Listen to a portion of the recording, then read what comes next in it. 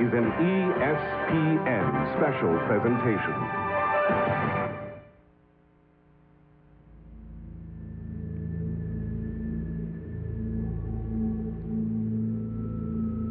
Where the North Sea meets the coast of Scotland lies a special place, a link between the pounding surf and the unyielding land. Here lives an ancient city, born in the Middle Ages, St. Andrews. And here lives an ancient game, first played on the Links land perhaps 800 years ago, now played the world over. This week, the game of golf looks homeward toward St. Andrews, where for over a century, the world's best golfers have competed in the Open Championship. The names and faces of those who've won here float down through the years. Some famous names, others ephemeral figures who flashed briefly across the fairways of St. Andrews, then vanished in the Scottish mist. The old gray town has seen them all. It saw the great gentleman golfer Bobby Jones at age 19 tear up his scorecard, then stomp off the course. And it saw the same Jones return in triumph and near the end of his life say that his experiences at St. Andrews alone would have constituted a rich, full life. The old gray town has seen them all as champions, Varden and Braid, Jones and Bobby Locke, Snead and Lima, Nicklaus and Ballesteros. On Sunday, the Royal and Ancient will crown a new champion, an old friend, or a new face, experiencing the greatest thrill of a golfer's career, to win at St. Andrews and be remembered as long as golf is played.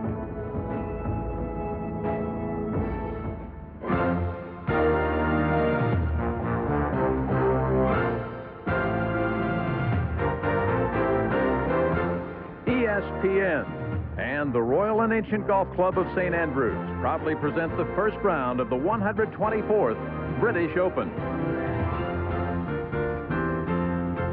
2 o'clock in the afternoon local time here in St. Andrews, 9 o'clock all up and down the East Coast in New York. If you're up really early on the West Coast in Los Angeles, San Diego, it's about 6 a.m. as we come back from the Royal and Ancient Clubhouse there at St. Andrews, standing sentry at 18, ghostly murmurs in our head of old Tom Morris and Bobby Jones, Snead, Nicklaus, Seve, and Faldo, all have tasted victory from the old claret jug. The first hole begins the outward 9. Jack Nicklaus says the moral here, don't get too greedy. The famed Swillican Burn, a very benign-looking start to the outward 9 that winds its way along the North Sea and the harbor here. And as you head out to number 8, the par 3, the only par 3 on the front 9, the short hole as it's called. Each hole here has its own name, as does each hazard. You also take a look as it starts to crisscross. There's one of those famed hot bunkers that you find only at St. Andrews. Tough to get out. Ask Freddie Couples a couple of years ago. White flags, red flags, one goes in, one goes out. And the double greens, there are 7 double greens here. And if you take the numbers, like 3 and 15, they always add up to 18. Only 4 greens stand in solitude. The back 9 reverses direction as this golf course turns around. The holes are never wider than 2 holes. And you look at 17, probably the most famous par 4. No question, it's the hardest par 4. Played to 4.65 stroke average the last time the Open was held here. And the road bunker, you'll never get out. The road hole, Tom Watson. It is 2-iron approach there in 84, lost out to Seve. The wind direction, it is constantly changing here at St. Andrews. This is a golf course that actually embraces the wind. It's part of the character. 72 degrees, humidity's up, but you don't feel it because the breeze is up. The forecast, partly sunny, but hey, that can always read partly cloudy with a hint of rain when you're here in St. Andrews. It was carved by nature, by the sea, by wind, and by indeed a few creatures. The course record is 62, set by 2-time U.S. Open champion Curtis Strange back in the Dunhill Cup in 1987. The British Open record, Nick Faldo, 18 under par back in 1990 here on the old course. You can play it, $90 or about 55 pounds. Action early in the day. Our reigning U.S. Open champion, Corey Pavin. That was to go 4 under par at the par 4 14th. Pavin. He was tied for 4th back in 93 at the British Open. Greg Norman, bad back. Some question whether or not he would even tee it up. Had to rest after Augusta for 7 weeks. Worked out in the fitness trailer, but Norman off to a fast start. A birdie at number 9. He made the turn at 1 under par. And a man that is playing in his 21st British Open Championship. He's won this Open 5 times. Tom Watson, second shot, out at the par 412. Look at the breeze. Look at the flagstick blowing there. And then Watson for his birdie. This to go to 1 under par after 12. Fairly quiet start, but then Watson really got things rolling here. 1 under par. Meanwhile, Corey Pavin trying for that extremely difficult feat of winning the U.S. Open and the British Open in the same year. This for his par at 17 from 12 feet. Slid by on the right-hand edge. He backed up and would go to 3 under par. That's how he wound up with a 69. How about David Faraday? Lost a little bit of weight. This was for his par at 17. Well struck. David wound up with a round of 4 under par, 68. At the par 5 14th, Tom Watson. This would be his second shot. Shot. Watson rips his second shot onto the putting surface. He would make eagle from there. So after those birdies that we showed you, Watson with an eagle at 14 would go to 4 under. How about Vijay Singh? Won the Phoenix Open earlier this year. Out at the TPC of Scottsdale, won the Buick Classic. What did he do? Downwind at 18. Just an incredible feat. Drives the green here at the home hole. So on in 1, he'll have an eagle opportunity. If you look at the flagstick swirling there for Singh. He 2-putts for birdie, and Vijay winds up with a 4 under par, 68. Paired with Vijay Singh, Jim Gallagher. Won a couple of times several years ago. Won the Tour Championship. Gallagher's eagle effort here. Gallagher with a round of 69. So Faraday's in with a 68. Corey Pavin's in with a 69. Likewise, Jim Gallagher. Good first round for the Americans. 17. No birdies at 17 all day long. Watson, his second shot. Rolling, rolling.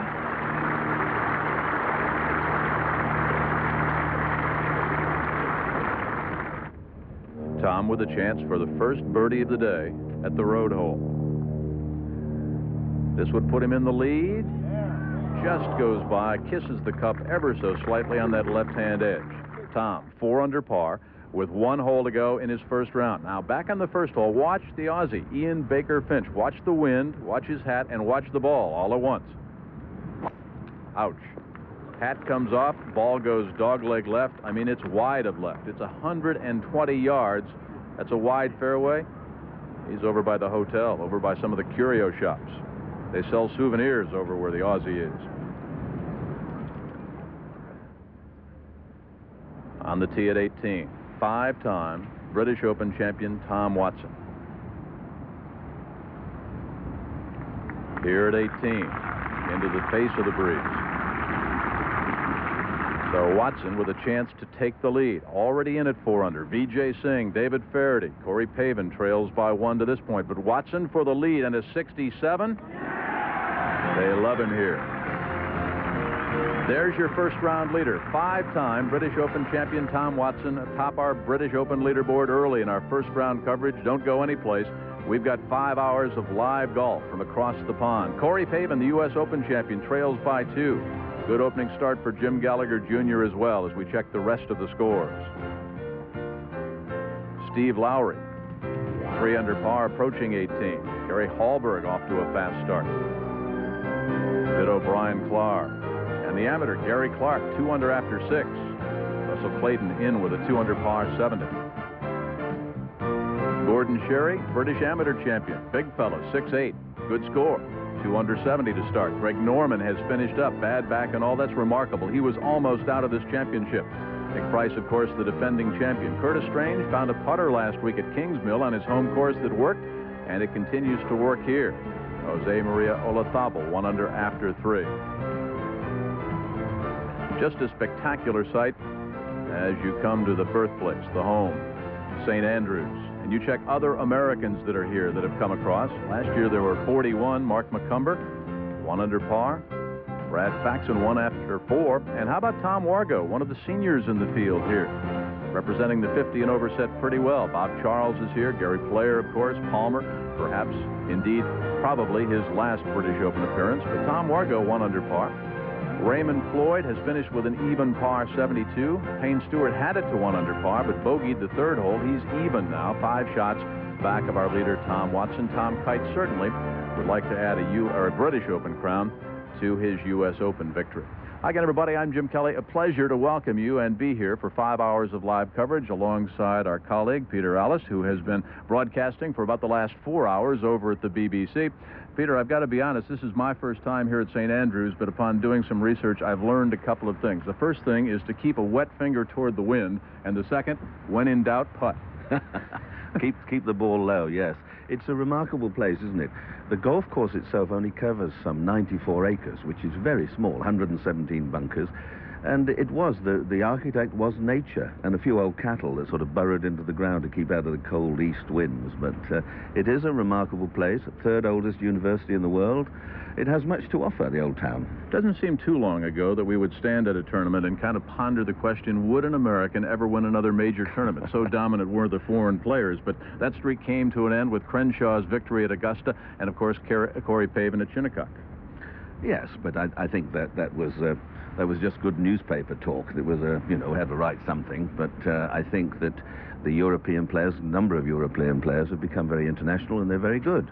And I think that's made the game bigger and more enjoyable for people, armchair golfers, people that stay at home and watch us performing and look at something that's entirely different. I think people in the United States will be thinking about Shinnecock and how it looked and how this looks. There was a look about linksy at Shinnecock, but not real links as this one is.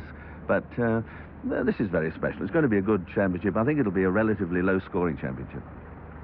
We have some featured pairings, of course, that we'll be covering for you today, and the times that we're going to show you are actually your times back on the East Coast. So if you're trying to figure out who's playing where and with whom, here they are. Curtis Strange went off at 5:45 New York time, paired with Barry Lane and the defending champion, Bob Tway, with Nick Faldo. He had a birthday this week, and the Aussie Steve Elkington. Jack Nicklaus with the Spaniard, Jose Maria Olazabal, and Tommy Nakajima at 8:05 Eastern time. If you want to figure out local time, just tack on 5 hours. John Daly, Larry Mize, and Seti going off just about the time we welcome you. And on the first tee, not too far from where Peter and I are right now, Scott Hoke, Ben Crenshaw, and Wayne Riley. Besides Peter Allis, bevy of announcers. Brent Musburger will be alongside in just a couple of seconds. Steve Melnick is here. Curtis Strange will join us not too long. Gary Koch's also here and handling rulings and interviews. As always, it's a pleasure to have Frank Hannigan on board as well. Speaking of Curtis Strange, just a couple of moments ago, out at the par 413th.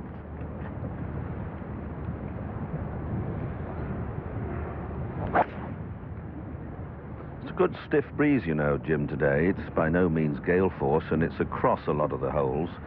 But no matter how many practice rounds these players have had, I'm sure one or two of them will suddenly say, I don't remember seeing that bunker there. I don't remember this happening or that happening. That's the fascination. Here's John Daly.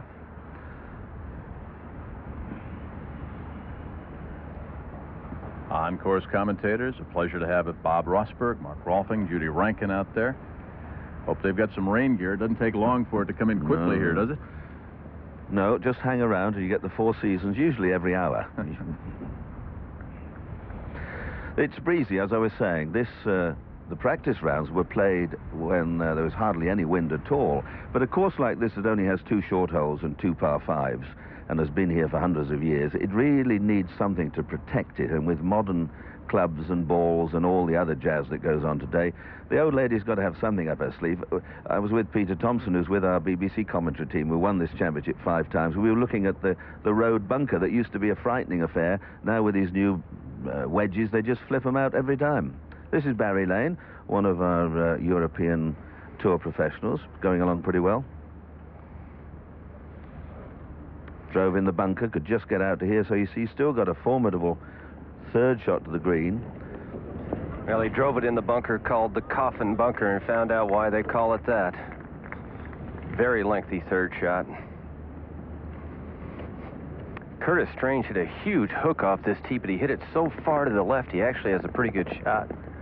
It's right at about 155. That's the thing about St. Andrews. You can hit it left all day long off the tees. Sometimes you don't have the best angles, but it's generally the safest play. Curtis got off to a tough start, but really has played well since.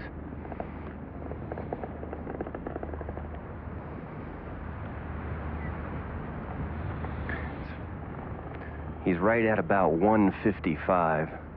His problem is the hole at his angle is cut right behind the greenside bunker. Good safe play would be well left of the flag. Oh, get down.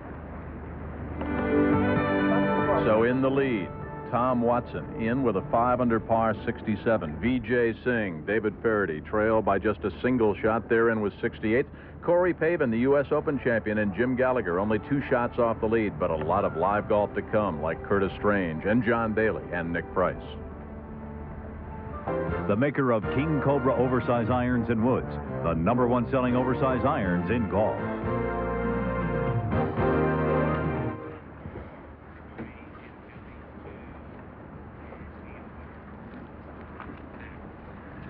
Folks started arriving even before daylight this morning. Expecting close to 150,000 people here on Saturday and Sunday, and why not? You've got 5-time British Open champion Tom Watson here. Jack Nicklaus is here.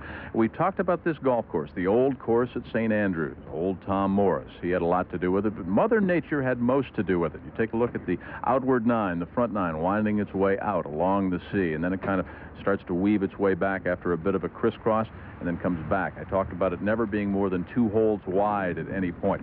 There are 112 bunkers here at the old course at St. Andrews, but there are no bunkers at all at numbers 1 nor at 18. Back to more golf. Curtis Strange. We welcome Brent again and Peter again. Jim Kelly, very nice to be with you. And Curtis Strange out here for a birdie, Peter, on the 13th. Yes, some tricky holes coming up for them. Never easy, the closing holes at St. Andrews.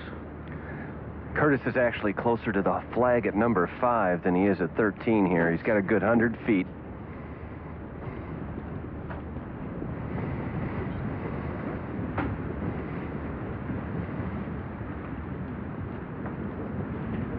Well, you can get so far away on occasion that even the best putters in the world can be made to look very foolish. You know, you don't expect to get putts of 100 feet or so. The 5th green here going out, I mean, that's the 5th and the 13th.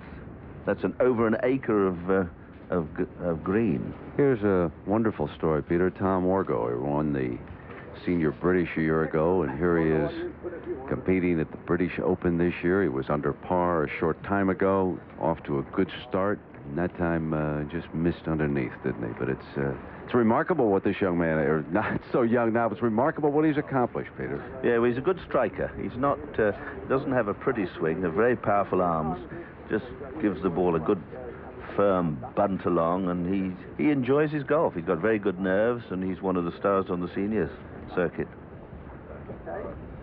If this wind keeps up, though, Brent, and they're cutting the greens 2 or 3 times a day, it could make it rather tricky. The ball starts to oscillate, and we may see, although the greens are in areas are relatively flat in some places, the ball sometimes can be moved or disturbed.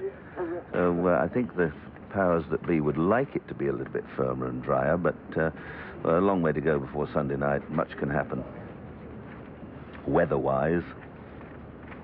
Wargo, Peter, made the turn at 2 under, and now is 1 under par as you take a look at this wonderful setting. Tom Watson, a 67. Many of you remember a year ago, he was hot into contention of the final round at Turnberry. He'd gone 68, 65, 69, and then he skied to a 74. He had putting problems a year ago in the final round, so we'll see what unfolds for Tom this year. Third shot at 17 for Sam Torrance, in trouble here. This really is hit and hope. The bank of road bunker, the back of the bunker is near the flag, and if if he's a bit fortunate, he can sometimes scuttle it over. No, the bank killed it, but it clawed its way up. There's the road bunker is just the other side of the flag, and you can, on occasion, use the back of the bunker to swing the ball round towards the hole. It's hard to believe, Peter, but they have toughened 17 this time around, too. Yeah, well, they're always up to some mischief. Put that grandstand over on the left side, which had been a bailout spot, and now here's Nicky Price. This is a birdie on 13. Remember the beautiful birdie putt on 17 a year ago at Turnberry when he won the championship. You're going to see a lot of long putting this week. Second hole birdie chance for Seve. I think he'd settle for 2 putts and walk on.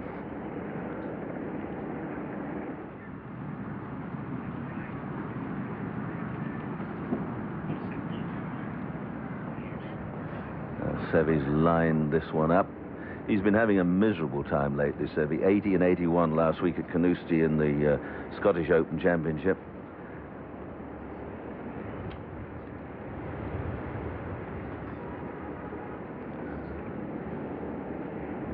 That's a wonderful effort. Great putt. John Daly in that group. Tom Kite without a birdie here today, but see what he can do at 17. Slow putt from that side. He's done well.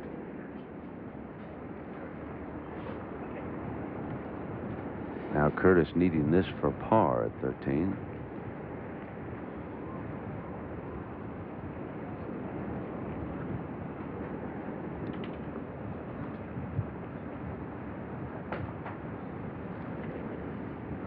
It's hard to believe that he actually went round this course in 62. It wasn't in an Open Championship, it was in the Dunhill Cup, but that's remarkable, you know, set 10 under par with only 2 par 3s.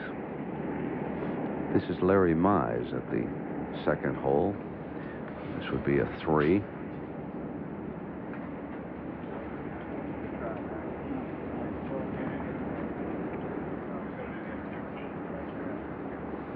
Now Nick Price cleaning up his par here on 13.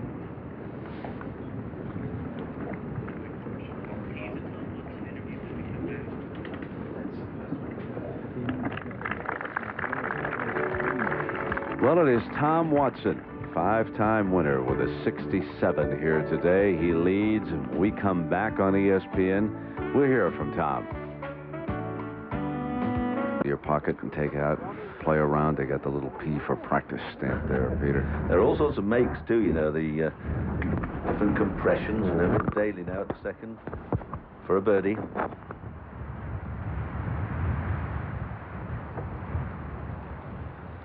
No. Say 4.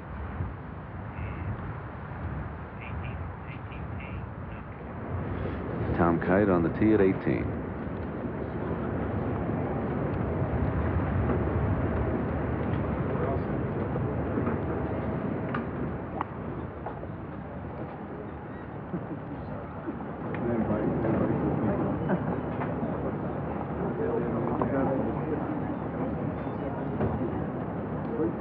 That one stopped fairly quickly. The wind isn't helping all that much at the 18th because of the buildings to the right-hand side and the grandstands. The wind's sort of across more than helping. But we've already seen it driven several times today. John Daly on the third tee.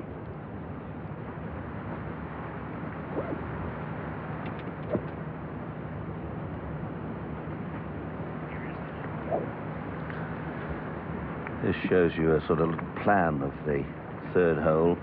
A number of the bunkers here are all named, and some of them are very, very treacherous indeed. And as Mark McNulty was saying, you can always go left, most of the time left at St Andrews, and find yourself, if you're fortunate, in the clear, but you don't always get the best line into the flag. I always feel that if you're 5 or 6 yards in from the right-hand side of every hole, you have the better line into the holes, but of course you flirt with the danger up the right-hand side. You think of the holes coming in, 14th, 15th, 16th. If you went between the principal's nose and the old railway line at 16, you'd have a simple little pitch and run or whatever you wanted. There is Tom Watson with a 67, and he has joined Jim Kelly now. Jim? Thank you, Brent. I think we have got to give Tom a microphone. No, I think we're all set. Thank you. What a beginning. A 5 under 67 after kind of a slow start. I mean, you're just kind of lumbering along, 11, 12 under par, right? And then things really kicked in for you. Well, the first 9 was a difficult 9 for me because the wind was blowing left to right, and I didn't play very many good shots. I hit some terrible shots, as a matter of fact, to the holes like hole 1, for instance. I started off, and I hit a duck hook off the tee, and then I hit a right 7 iron, but I made it from 70 feet. That's how I started. But coming in with the right to left wind, I played some good shots. I birdied to 12th, and then I made I copied a shot at the 13th that I had played in '84. I played a big swinging hook out to the right in between the Himalayas on the right-hand side of the green, about 4 feet from the hole.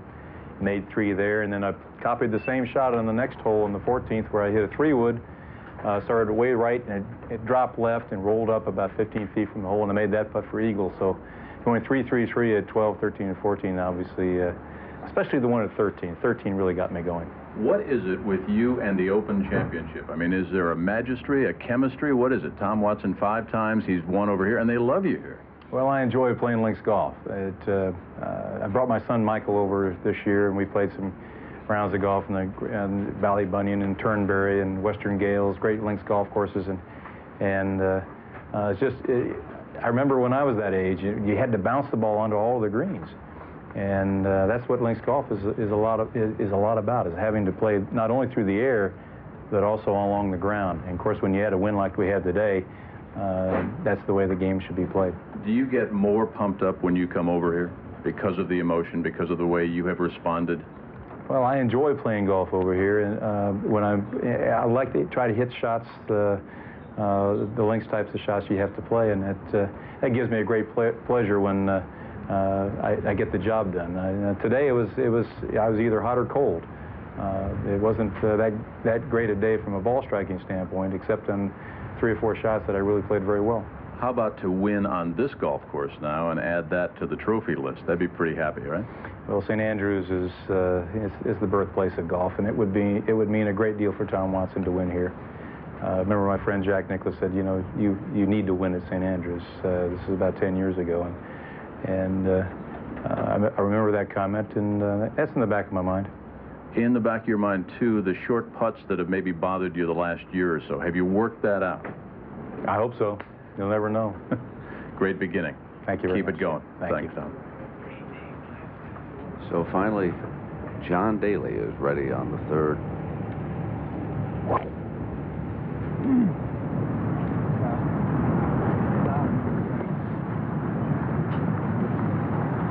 He has the game, you know, if everything clicked into place where he could figure very prominently here. He's obviously got to keep his temper or his patience, call it what you will, but he has this enormous power and imaginative touch. He could do well. Now here's Nick Faldo. Speaking of those who have a chance, when it was learned that Greg Norman was bothered with back spasms, Faldo became the betting favorite over here. It is legal to go into the various bookshops in the United Kingdom and place a wager, and Faldo went off this morning as the favorite.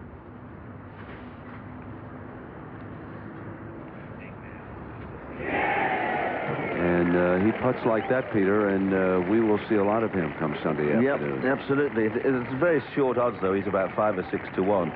The good betting, just seeing Tom Watson come over and making such a great start. Tom, 2 or 3 days ago, was 40 to 1. Vijay Singh at one time was 66 to 1. Now, those are the sort of people, if you're looking for a fun bet, particularly each-way betting. Well, speaking of Vijay, he played very well here today. He's only 1 off the lead, as you can see, with his 68. We'll continue. We're back at the first round of the 124th British Open. Some interesting stories there on the first page. Jim Gallagher, eagle, the 18th to reach 3 under. He putted it in through the Valley of Sin. And of course, we can see that Jumbo Ozaki has come in here with a 70. And now we go to the 17th, and this is Clark to save par.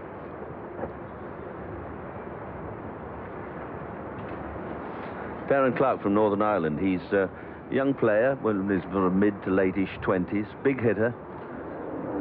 We've got a lot of players like this now that really haven't come on quite as much as many of us thought they would. Peter Sr. now here at 18. Birdie opportunity. Two of the long putter brigade. He's playing with Sam Torrance. Both of them use these putters with great efficiency.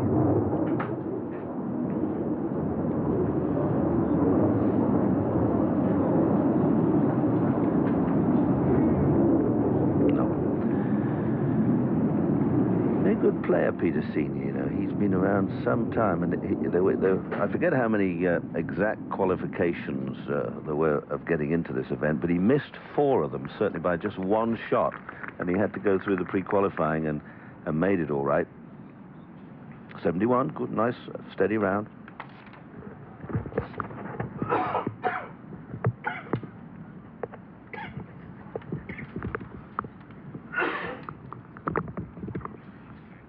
Now we have Tom Kite. Chance for birdie here on the finishing hole. Tom's first round.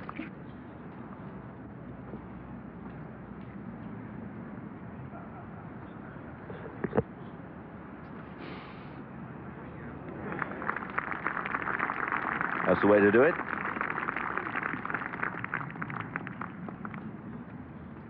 .72. Back to the 14th, and Curtis Strange's third shot here on the par 5. And you're going to see an awful lot of shots like this played along the ground this week. He's got 120 or so feet to the flag.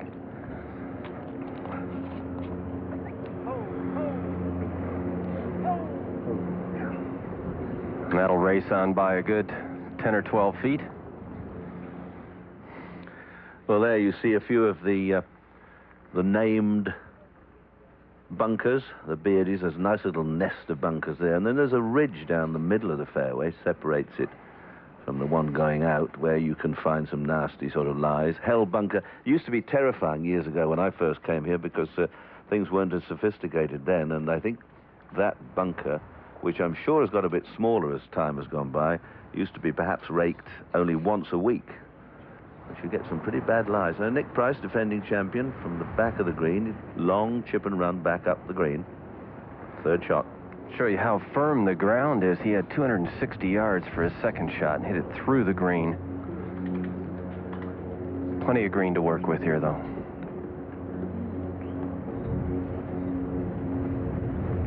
Good shot. Nicely judged.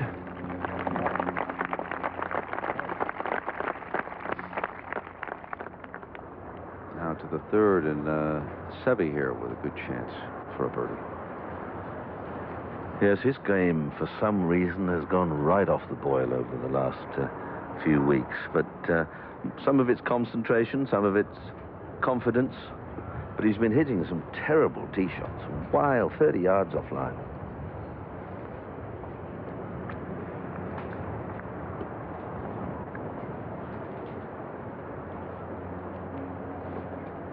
Has he given it? Dunno. Yes, it looks as if he's going to wander away.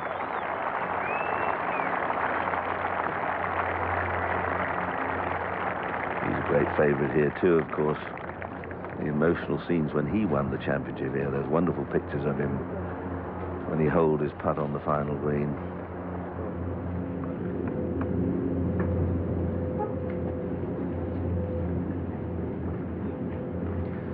This is the 11th hole. Give you an idea of the terrain. There have been some superb stories here, Peter, and I know that Boxall, who has been in contention much of the day at 2 under, quite a remarkable physical comeback for this young man. Yes, he broke his leg on the 9th tee at Birkdale when the championship was played there 2 or 3 years ago, and he had what they call a green branch fracture. Not if you take a dry twig, it snaps, and a wet or green twig splinters.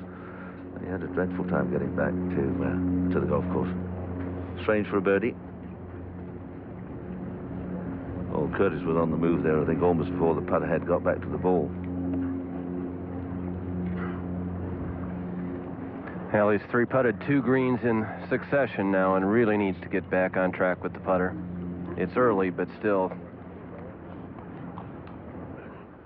Well, let's see what Daly can do with this early birdie chance here.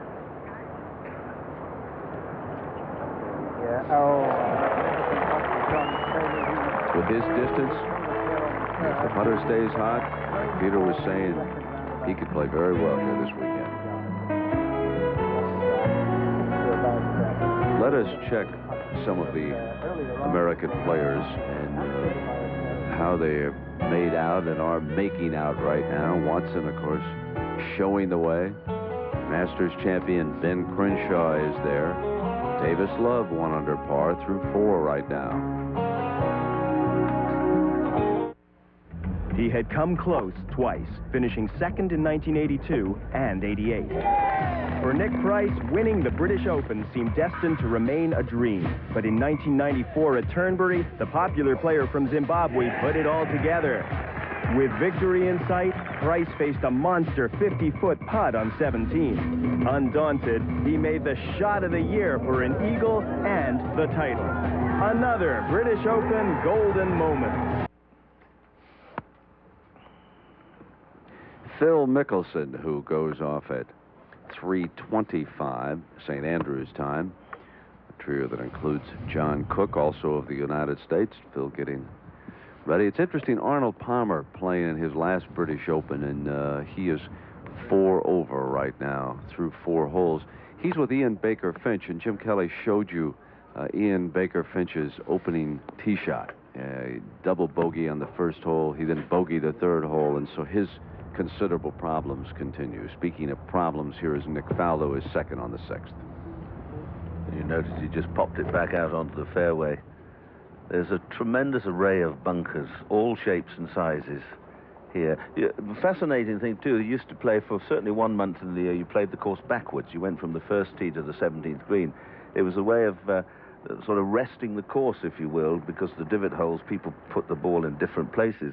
But if you get an opportunity of looking back at some of these holes, particularly the ones that come in towards the clubhouse to finish, you'll see bunkers that you don't see when you go one way, but you certainly see them when you look back. John Bickerton, Peter, playing well. He's 3 under through 10. Yeah, yes. You always get some new names creeping up, don't you, and getting into the early stages, certainly, of the championship. It's nice to see some of the old names here as well. Gordon Sherry, speaking of new names, he was at 70 today. He's a 6-foot, 8-inch amateur. And not the tallest man in the field, I'll have you know. Young Adam Tillman is half an inch taller. Young assistant pro. Couple of power forwards here at St. Andrews. Brad Faxon, who was at 2 under, bogeyed the 6th hole, and now he is at 1 under. Tom Wargo still under par. He, too, was at 2 under at one time, having himself a solid opening round here. Raymond Floyd is playing, so too is Lee Trevino.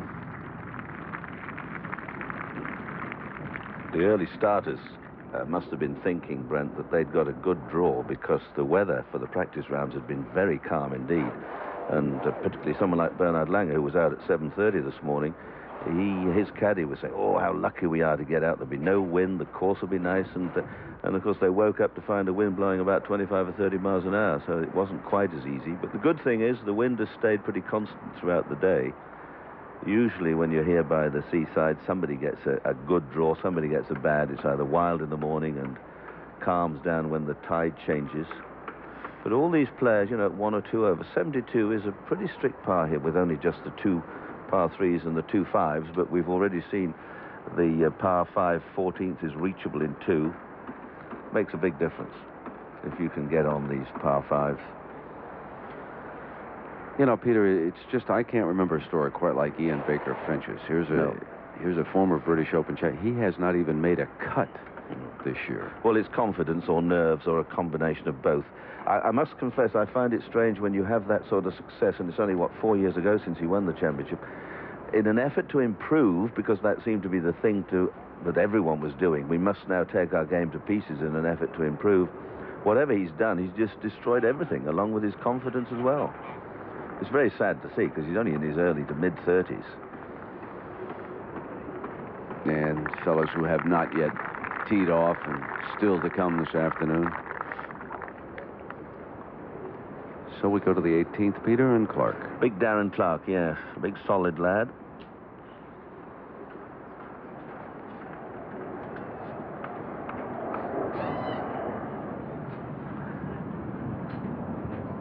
Wonderful bits of architecture at the back there. Mm-hmm. And yes, the town is right here for right those here, folks who haven't been here. See, a lot of putts left short from the back of this green. You know, you think you're going downhill all the way, but when you get near the front edge, say 5 or 6 paces from the front of the green, coming up from the Valley of Sin, you almost end up going uphill.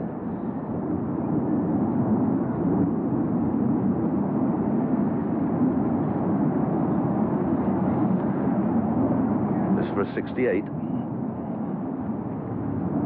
It's too wide. It was trying to ease its way back. Now back to 15. Mark Ruffing, here's Curtis Strange. Very short tee shot here. He hit sort of a high cut back up into that wind that's coming from the right. He's got nearly 185 yards back to the hole.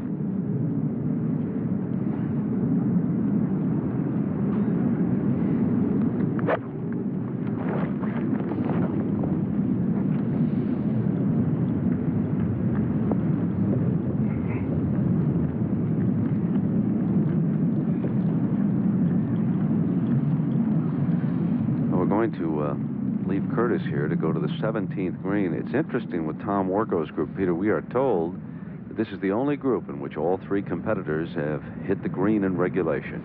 Slow putt, too, from this side. It's a funny little green. The line is affected by the back of the bunker, the road bunker. The edge of it sweeps down very gently into the green. There's the road bunker and a big mound at the back. And it's Bob Charles and Jesper Parnevik. Parnevik, of course, chased the title down to the finishing hole a year ago. Steve Lowry has recorded the only birdie. That was one of the propositions offered, Peter, was how many birdies this hole would yield in the course of the British Open. I think the under is shaping up quite well. Yes, oh yes, indeed. So Jesper Parnevik at the back of the green putting for a 3, because he took 5 at the final hole at Turnberry last year. And Nick Price came in, the eventual winner. I actually thought he had won the championship when he hit his drive down the 18th, and before Nick Price had that monstrous putt down the green at the 17th for an eagle. 3 over, though. He's got a bit of work to do.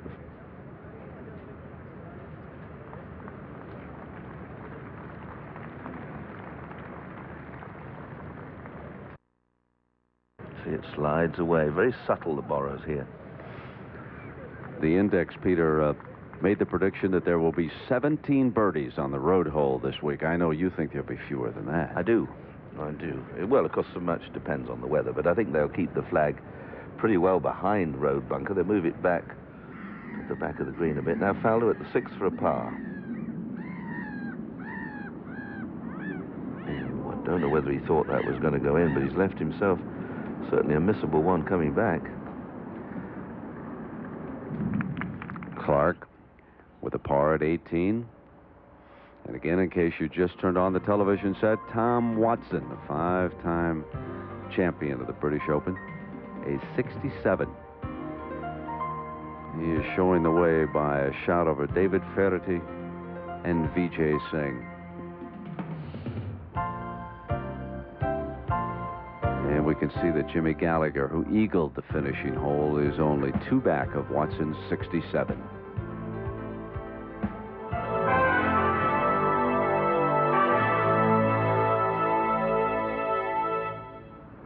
Simon Owen of New Zealand took the lead in the 1978 Open at St. Andrews with this chip-in birdie at the 15th. But on the 16th, Jack Nicklaus responded.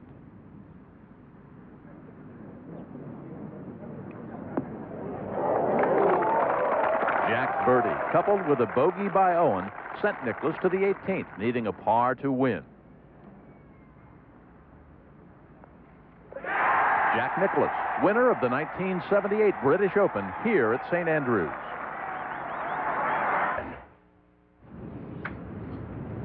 The defending champion, Nick Price, on the 15th. Right now he stands at 2 under par.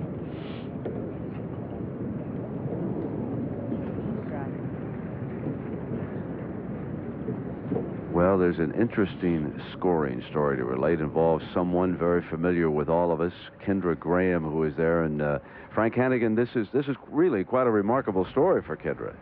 Well, it's a remarkable story for feminism, Fred, in the annals of golf. That's Kendra Graham, who is the first woman rules official in the history of the British Open, which has been going since 1860. Kendra and a friend of hers from England, also a rules expert, are both out on the course working as rules referees this week. Kendra, of course, is a stalwart employee of the USGA, a great rules expert. And if I may so, Brett, I hired her in 1986. Very good hire, Frank. She also happens to be married to one of our fine producers, Jack Graham. It was nice of Kendra to invite Jack to come along to this British Open as we take a look at the of golfers. That there is a lad who was at 50 to 1, and folks, I just couldn't resist. Both ways, Peter. If he can finish second through fourth, I'll at least get some cash back. That's good. Those are the fun bets, I think, if you're looking agree. for someone to finish in the top 4. And, you know, who's going to be the leading American player or the leading player from wherever. You get some good. I don't think the odds will be very good. The leading player from Fiji, because I think there's only one, and that's on VJ. But there aren't too many simple bookies about it. I don't. I'll have £1,000 that VJ is the leading player. Oh yes, Nick Price. He was often one of the favorites. He was a low price, like Peter was telling you. Really not worth risking a bob or two. So hard to predict in a major championship before it begins. Who's going to come up a winner? That is a tough, tough bet. See Sandy Low's 2 under, early days yet, but the former champion, former winner of the Masters at Augusta, he was about to say he's had a bit of refound form over the last few weeks. There's Olazabal playing well, despite that painful foot that he's half limping about with. He's still got some problems there. It's sort of growth between something between the actual toes, which must be very uncomfortable. Now let's see if Price can make par here. Putting has bothered him a little bit this year, Peter. You see, it takes quite a bit of time to get settled. The wind buffets you about. Not a good one. Yeah, he's a good player. He's a good striker. He's got to be careful that if it gets too windy, very windy, he's got to watch his rhythm, because he's a quick swinging player anyway. Here's Carlson, Peter, in trouble. And the spot of bother coming out of the winds. That's the 10th hole. He's played a good one. Good result there. You know, you can still hang your laundry out to dry there on those bushes. It's legal in this town. I don't know if anybody will do it this weekend, but they certainly can. This is public ground out here that we are on, St. Andrews. House heavy.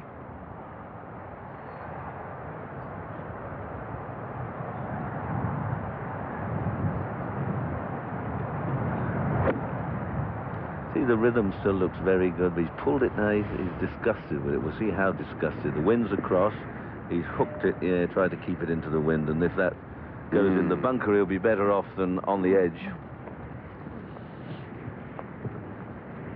You can hear the wind whistling through the scaffolding. There's the 4th, 463 yards. The 4th and the 14th are shared. Look at all those little bunkers dotted around. I don't know why you'd come to Scotland and want ginger beer. a little gin with it. Tastes quite nice. Now, Rossi, how's Jose Maria playing? Hobbled. It's very hard for him to walk. He's 1 under par. Has this from the right edge of the green, about 50, 60 feet. Putting against the wind. The wind is freshened. It blew kind of hard this morning, but it's blowing harder now.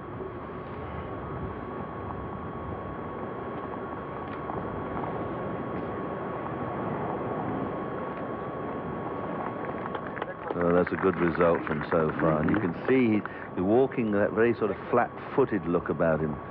And this, of course, must put some strain on other muscles in the body, added to the mental pressures. He's already undergone one foot surgery, that back in February. Jack Nicklaus putting from the front edge over a huge hump, about 30 feet from the hole, but very hard to judge the speed.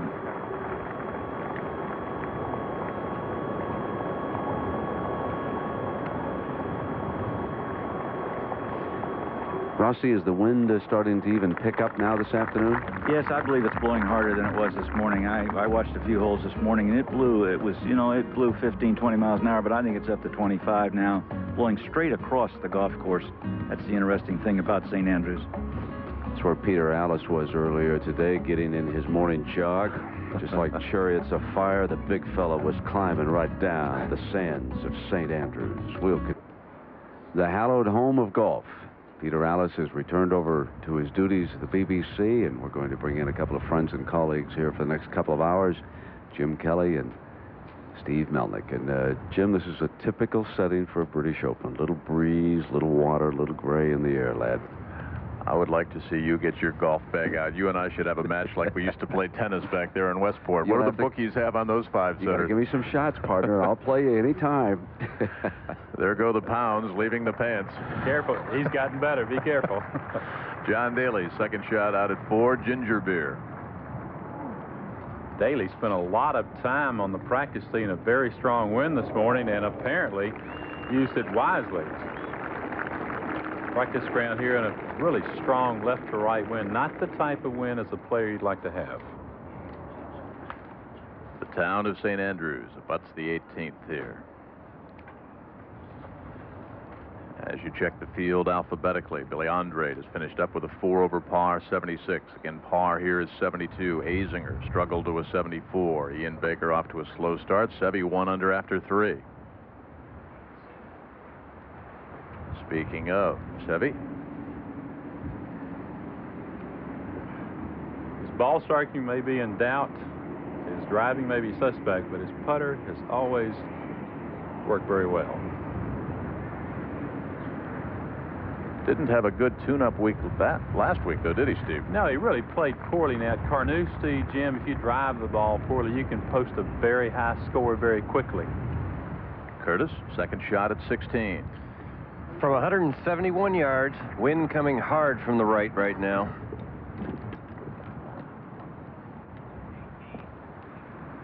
Parnevik finishing up, birdie putt here at the home hole. If you remember last year at Turnberry, had Jesper only been a more ardent watcher of the scoreboard, might not have played at the flagstick at 18, and we might be talking about him as British Open champion. Back to Daly to go to 2 under at 4.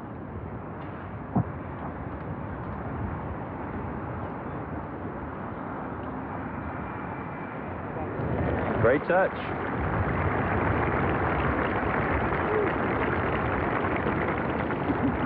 He might play this tournament defiantly. He was a pretty good overlay at 66-1 the other day. Carlson and his par putt at 10. Well, Jim, you never know which John Daly might show up on the first tee. Isn't that true? He plays with indifference if he doesn't want to be there, or he may get fired up, such as here. Price at 16, currently 2 under. Playing his second shot from a perfect spot in the fairway. It didn't look very good when it left the tee, though. The ball sort of crept over the crown of the principal's nose bunker. 160 now to the flag.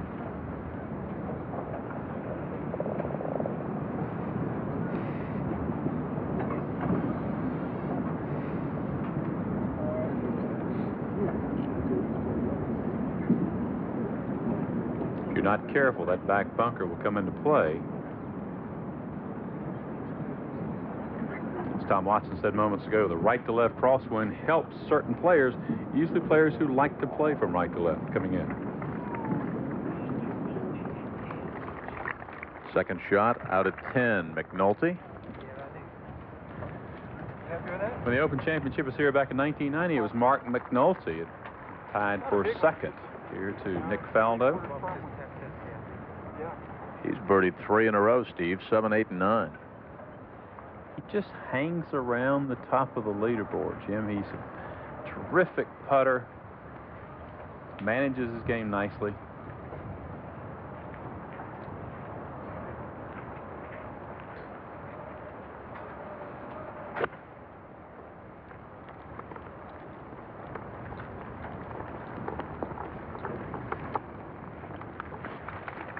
Tied for second in this championship back in 1990. He's won 13 times on the European circuit.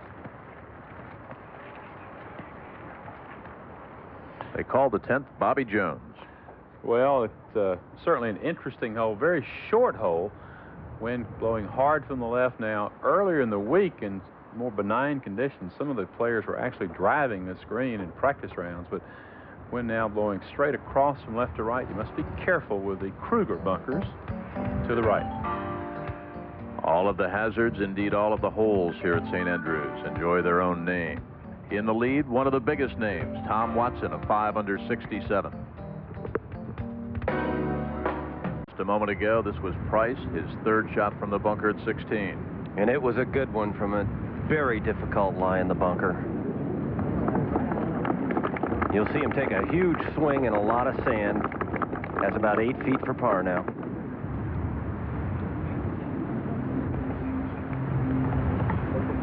Meanwhile, at the 13th, Pickerton, his second shot. Judy? Only a shot of about 120 yards. Has just played a very solid round of golf. Birdied the 9th, turning -3.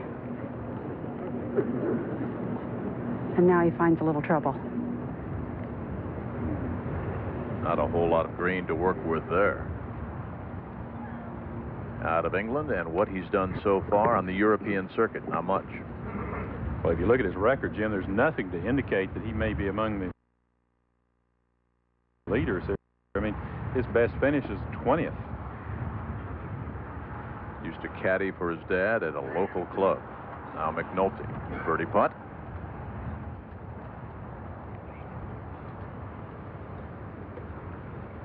Join Faraday and Singh. They're already in at 4 under.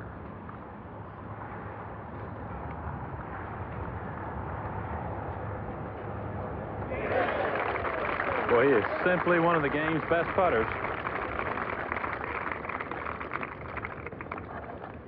Price now, his par putt at 16. Just about 8 feet straight downwind, not much break.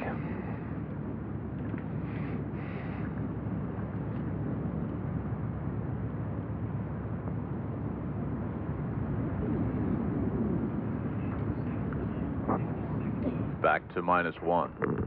Look at Jack here. Rossi. Perfect drive, just a little pitch of about 90 yards to a blind surface.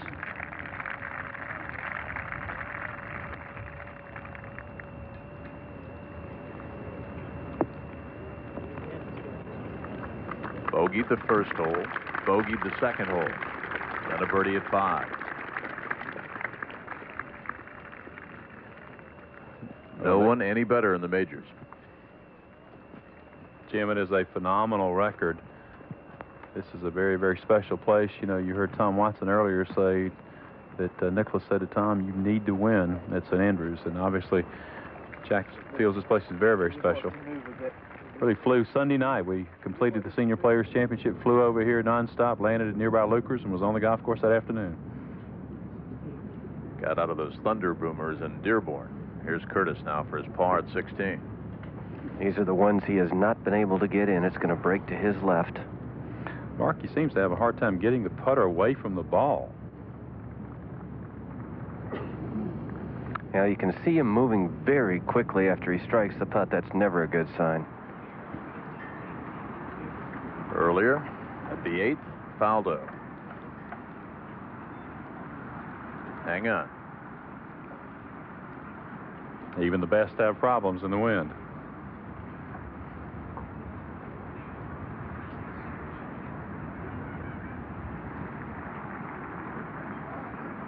really off to a slow start. Disappointing. Been working with that personal trainer. Came in with some high hopes.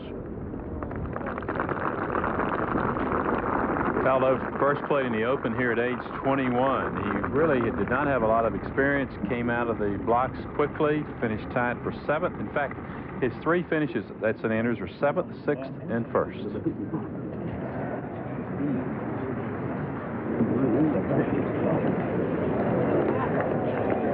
That was an extremely long birdie putt from Michel Besancenet. He played a wonderful second shot out of a thorny bush. I didn't really know that he could move the ball at all and put the ball on the putting surface.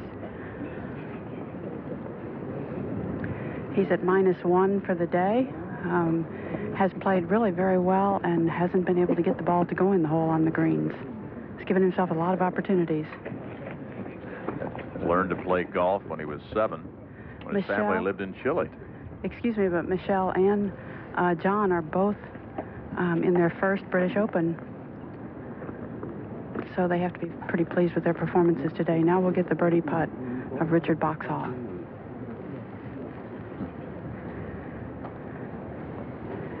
Made 3 at the 12th, driving the ball on the green. 2 putting for birdie.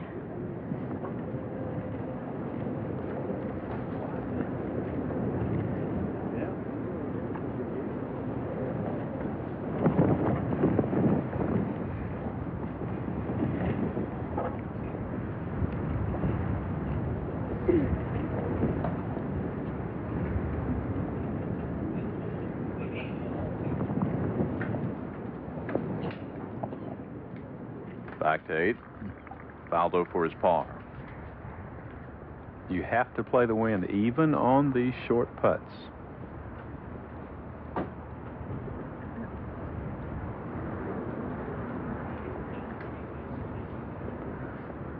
Won back in 1990. No 3 putts. Nick goes to +1. Steve, you're nobody anymore if you don't have a physical fitness trainer and your own personal shrink to travel them both. It's Team Faldo, right? It's like some of these tennis players, Jim.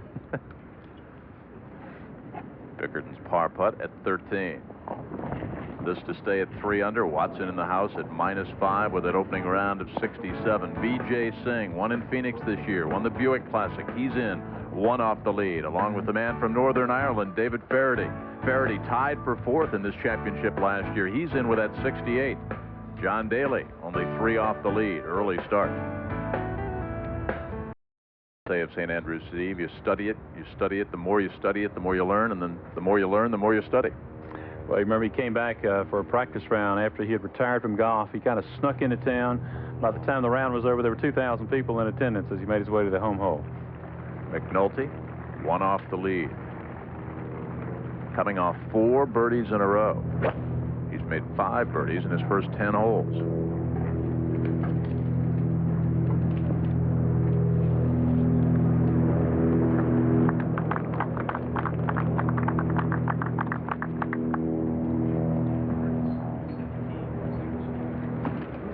At the road hole, Curtis Strange, second shot. Curtis hit a perfect tee shot here. Not a real long one, but he's got it on the right-hand side of the fairway. Just amazing standing back on this 17th tee, how far right you have to hit it. Players literally drive the ball right over the top of the hotel. This whole location, though, very difficult. You can just see why the hole's yielded so few birdies. Only 1 birdie we've seen so far in this championship. Even though he's on the right-hand side of the fairway, the only way to really get the shot close is to hit a draw into there. He is right at 200 yards. You know, Mark, Jack Nicklaus has said if you play this hole with 3 4s and a 5, you probably beat the field. 2 4s, 2 5s, and you're about even for the hole. I really think that's the way you have to view it. Nick Price, on the other hand, has driven the ball through the fairway on the left-hand side. Looked like a perfect tee shot, and he may well have to play short and right of the green.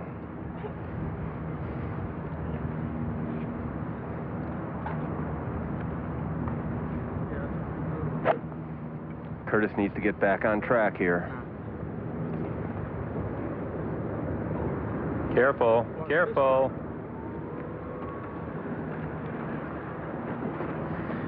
actually in a coquina, which is crushed shell walkway.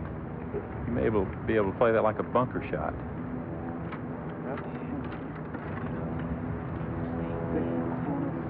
At the opposite end of the golf course, Jack Nicklaus on the tee at number 8. Well, he witnessed a hole-in-one here yesterday.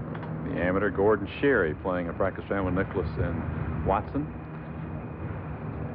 And the amateur, who tied for 4th in the Scottish Open to get ready, is already in at 2 under.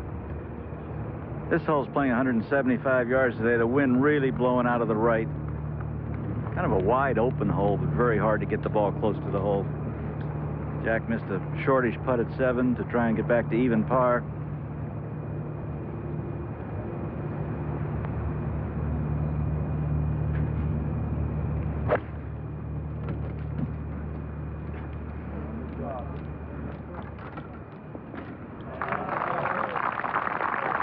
Nicely done. Today's the type of day under these playing conditions that you draw on your playing experiences. Jack played many rounds here in competition. Barry Lane second at 17. From 191 yards, sounded like he caught it just a little thin. Oh, that's lovely. 1 over par after his birdie back at 14. Played a pretty good round. Problem Barry Lane has had is he has driven it in 3 fairway bunkers and couldn't advance the ball forward on any one of the 3 shots. Nick Price now, as I said before, has driven the ball through the fairway over into the left-hand rough. It's a pretty good lie, but the road bunker is directly between himself and the hole. He'll need to play it out where Barry Lane played his shot. Price coming off a bogey back at 16, would love to get a 4 here and go on to the 18th.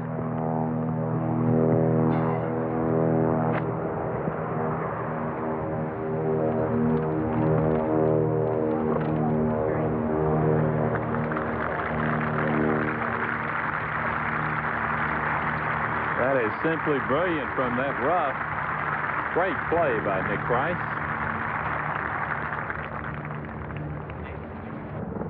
Only playing 356 yards. Palmer for his par at 6. Bogey at 1, double 2, par 3, bogeys at 4 and 5. Arnold came over in 1960. Not a lot of Yanks came over back then. Won it in 61 and 62. Then they all started to. Back with Faldo's second shot at the par 4 9th. Very flattest green, probably the flattest green on the golf course. Built right into the terrain of the land. And often difficult with no adjoining green surrounds to put the ball back to the flagstick.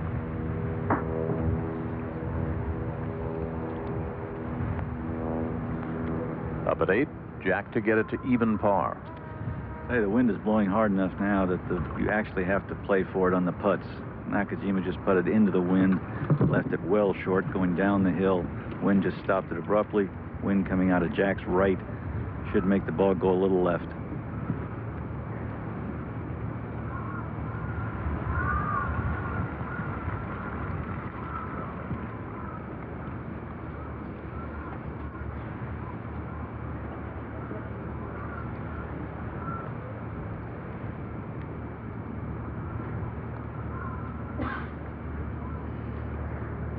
Came off the putter face left.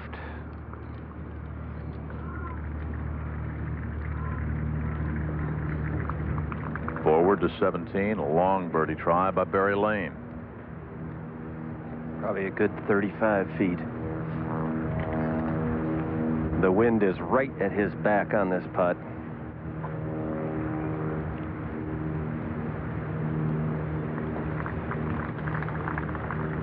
Before that, a marvelous shot. Steve Melnick was talking about that crushed shell. It's almost like one of those transition bunkers you find in the desert, huh? Yeah, and it's very playable. Actually, the R&A has helped the players here. Unknowingly, I think.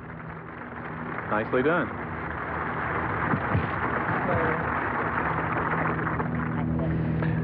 It's truly one of the great par 4s in all of fact, when the Open was played here in 1990, there were less than 10 birdies on the hole for the entire tournament. You actually tee off well back in the corner, then you fire over these. You fire over the corner of the hotel, then you play your second shot into the green. It is so intimidating because you really can't see the landing area. Price for his birdie to go to 2 under.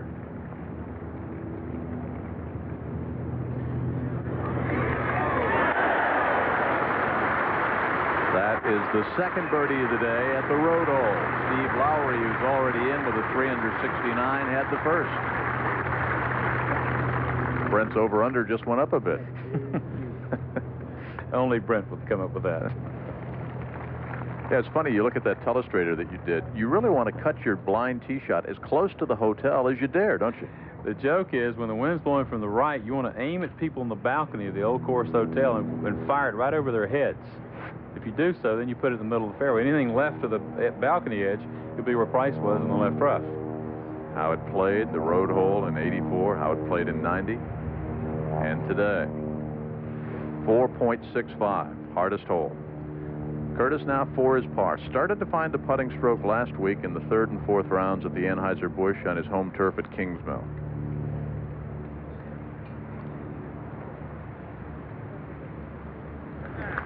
Straight up and down.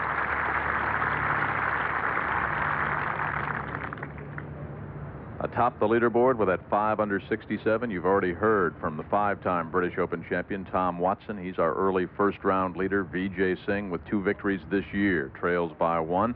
David Faraday, who hails from Northern Ireland, a single shot off the lead. McNulty, we're following, the U.S. Open champion, after his victory at Shinnecock. Corey Pavin, trying for that rare double to capture both national crowns. 2 shots off the lead, and Jim Gallagher Jr. is also 2 off the lead. Stay tuned to ESPN later today for our Faldo for his par back at 9. But swings way to the left at the end.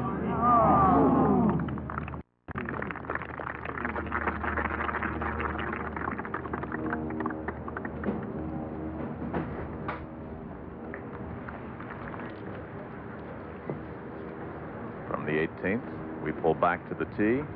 The hole is called Tom Morris, 354 yards. And just about 10 feet only from the 17th green. Vijay Singh drove it earlier today.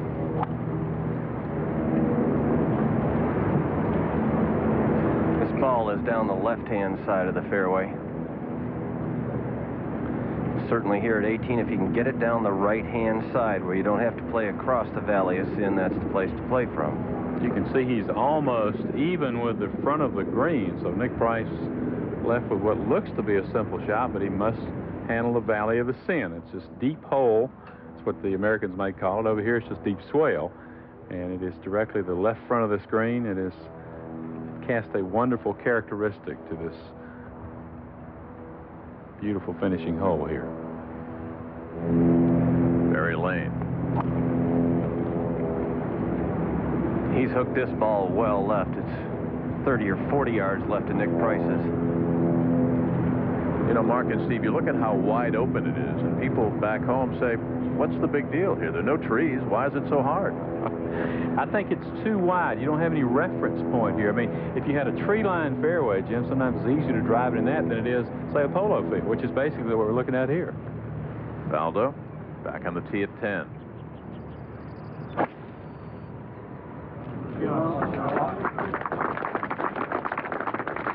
Series of small pots to the right. You want to avoid Faldo right in the heart of the fairway.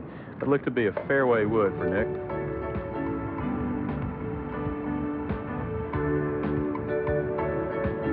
Watching McNulty on the tee at 12. Bonus coverage with our friends at the BBC.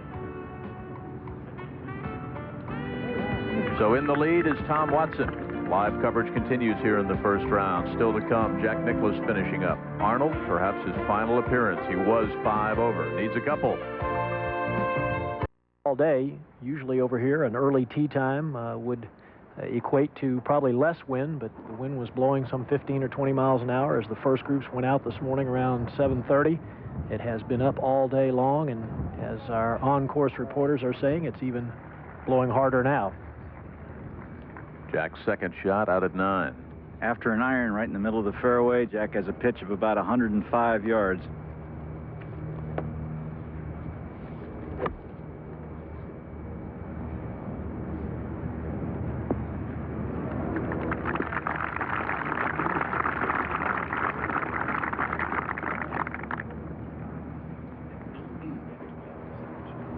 At 12, McNulty's second shot.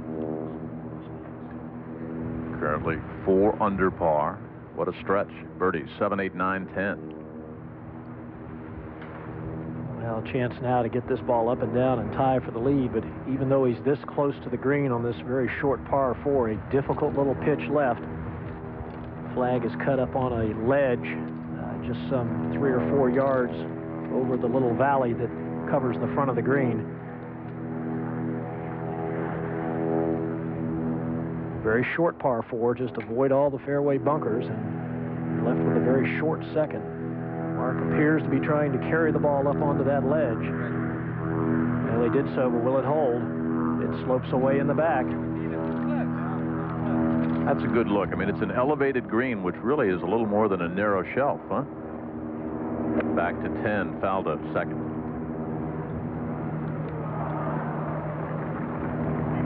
Now you can see how the wind has caught that ball, lands on the green, pushes it dead right. Very difficult playing conditions at the moment.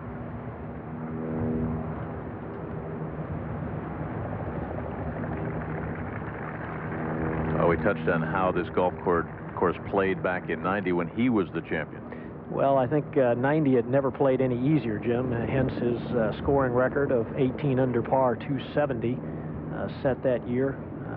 Certainly facing more wind conditions today than at any of the 4 days in '90.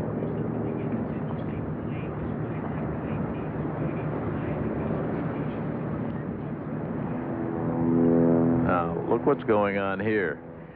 Well, here's one of the quirks of St. Andrews. The guys at 18 are having to wait to play their second shots because they're right in front of the first tee. And I'm sure Barry Lane, Gary, intended to hit the ball over to where he did. He's driven it far enough, even though it's way left, that he now doesn't have to contend with the Valley of Sin. Actually shooting right straight up the green from there, too.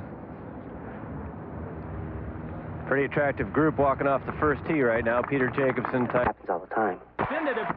Peter's daughter, Amy, had her 15th birthday yesterday. Spent the day wandering around town with Megan Watson. Tiger Woods, of course, the amateur champion. Ernie Els, former U.S. Open champion out of South Africa. What a resurgence for Peter Jacobsen. Won 2 tournaments early this year after a long drought. Lane's ready, Mark. Real big week for Barry Lane. Played on the European Ryder Cup team the last time it was held, and now 17th or 18th position, so he's looking for Ryder Cup points here, too.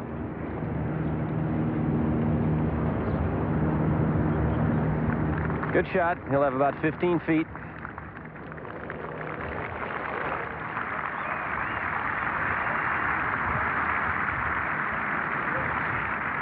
Curtis Strange now hit the ball on the same exact line that Barry Lane did, except that Barry hit his quite a bit further, maybe 30 or 40 yards further. So even though Barry was further away from the hole, Curtis has a much tougher shot now.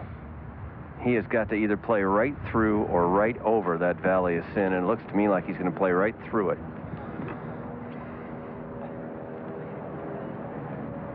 Appears from our camera angle here that he's taken a 6 or a 7 iron, play the ball back in his stance, hands ahead, and just basically hit a long chip shot.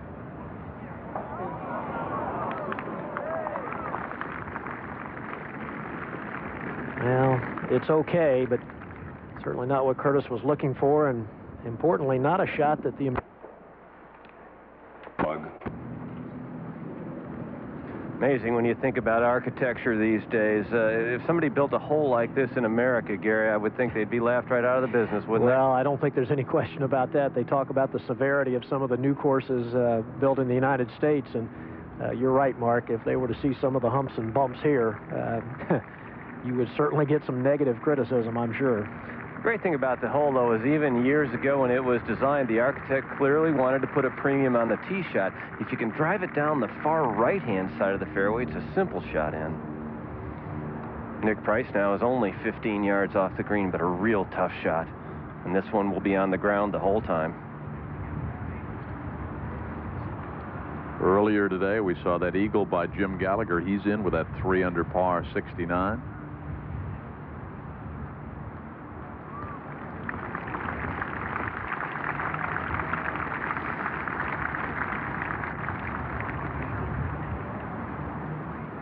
Back to 10.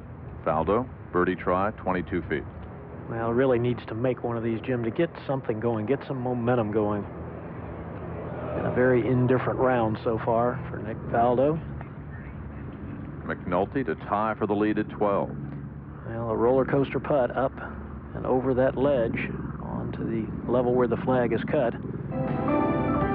Had it if he hit it.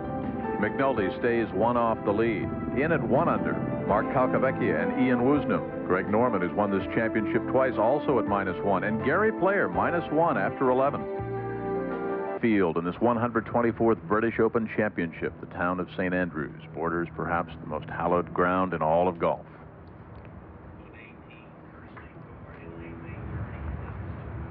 At 18, Curtis Strange made his par. Lane with a birdie. If Price makes a 3 here at 18, it'll be 7 consecutive rounds in the 60s in the British Open. Nick Price has got a putt that's on the exact opposite side of the hole as Barry Lane's, and when Barry hit his, he thought he had missed it on the left. The ball actually broke back to the right at the hole. Nick Price had a real good look at it, so I would expect him to make this putter, certainly singe the hole with it. Has played a very steady round today. Just the mistake at 16, really. Drove the ball extremely well today. Mark, in talking to Nick earlier in the week, he said he was really working hard on trying to slow the rhythm of his putting stroke down. Felt like he had been very quick away from the ball with the putter.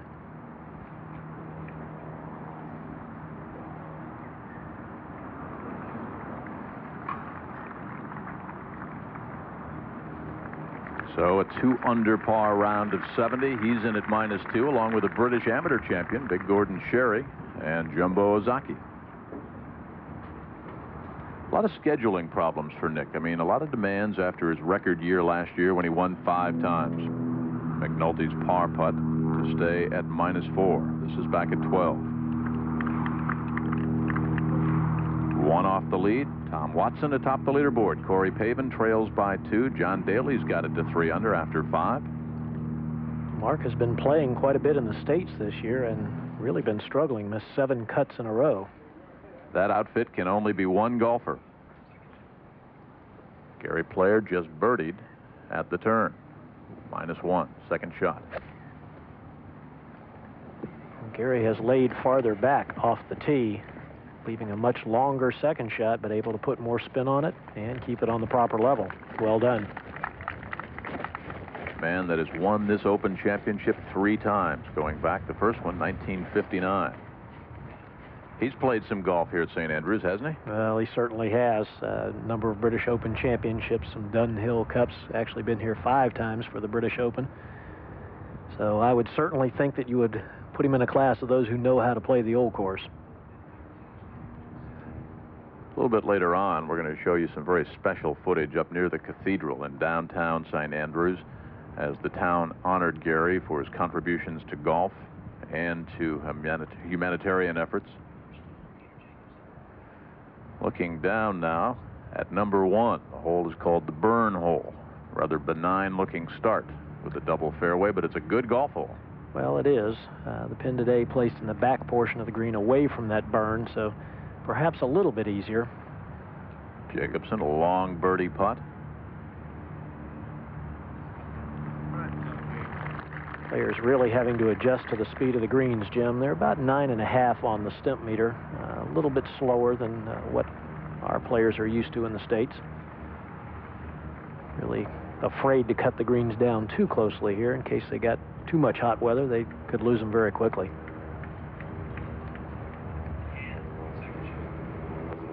Olazabal 1 under, second at 10. played well to the right of the fairway so he can come back into the wind. Shot of about 125 yards.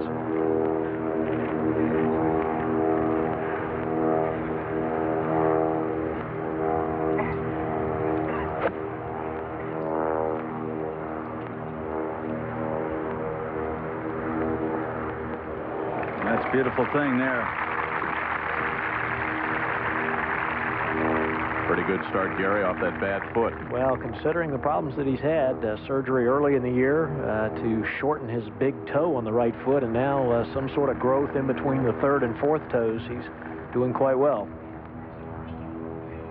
Eldrick Tiger Woods, out of Stanford, 1994 U.S. Amateur Champion, first hole for his par in the British Open.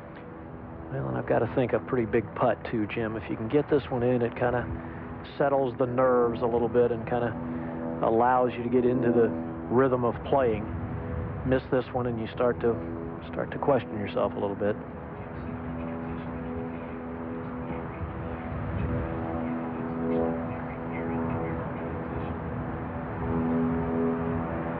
But it should just be on the right edge.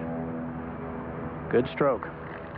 A man whose career is really just starting, a U.S. Amateur Champion, just 19 years of age, still goes to Stanford. Great things are forecast for this young man.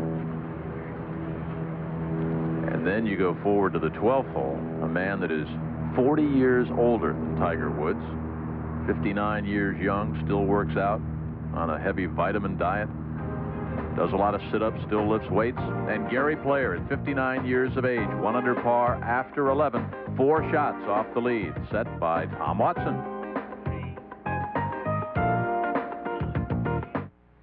On the tee, Severiano Ballesteros.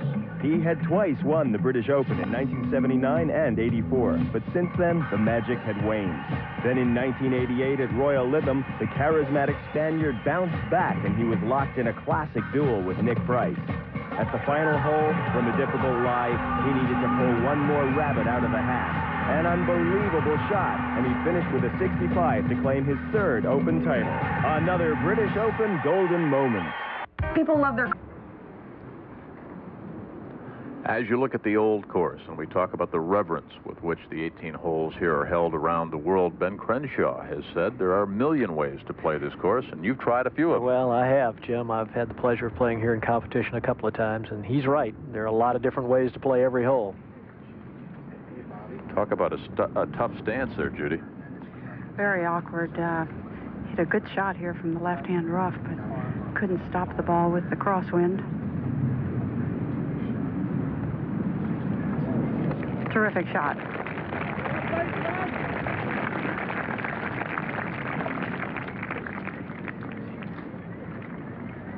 Nicklaus now for a birdie back at 10. Played a wonderful second shot out of one of the pot bunkers well to the right of the fairway. You'd think was out of play, but everybody playing to the right with the wind coming out of the left.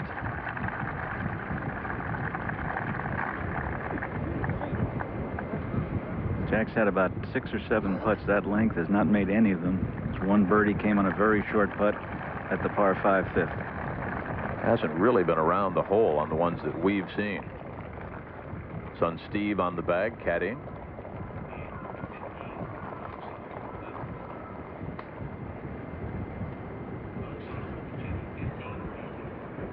Forward again to 15. Birdie putt for Richard Boxall. Downhill, but right back into the wind.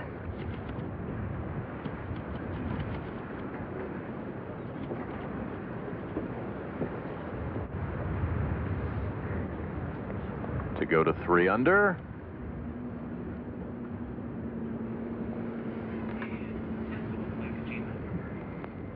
Back to 10. Nakajima's birdie putt. Coming off a 3-putt bogey at 9.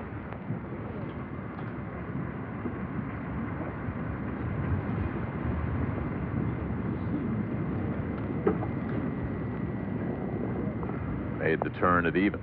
2 birdies, 2 bogeys on the front side for Tommy.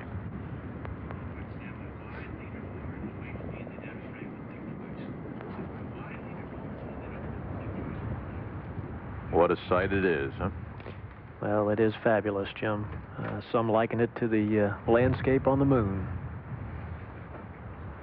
112 bunkers here at St. Andrews, but none at number 1 nor at 18 on the home hole. Tom Watson finished up in great shape, 5 under 67 to open things up. David Faraday, 4 under, trails by 1. Nick Price finished up 2 under 70. And a couple of senior golfers, Raymond Floyd and Tom Wargo, both with even par 72s here in the first round. Let's join our Frank Hannigan again. Here's Frank.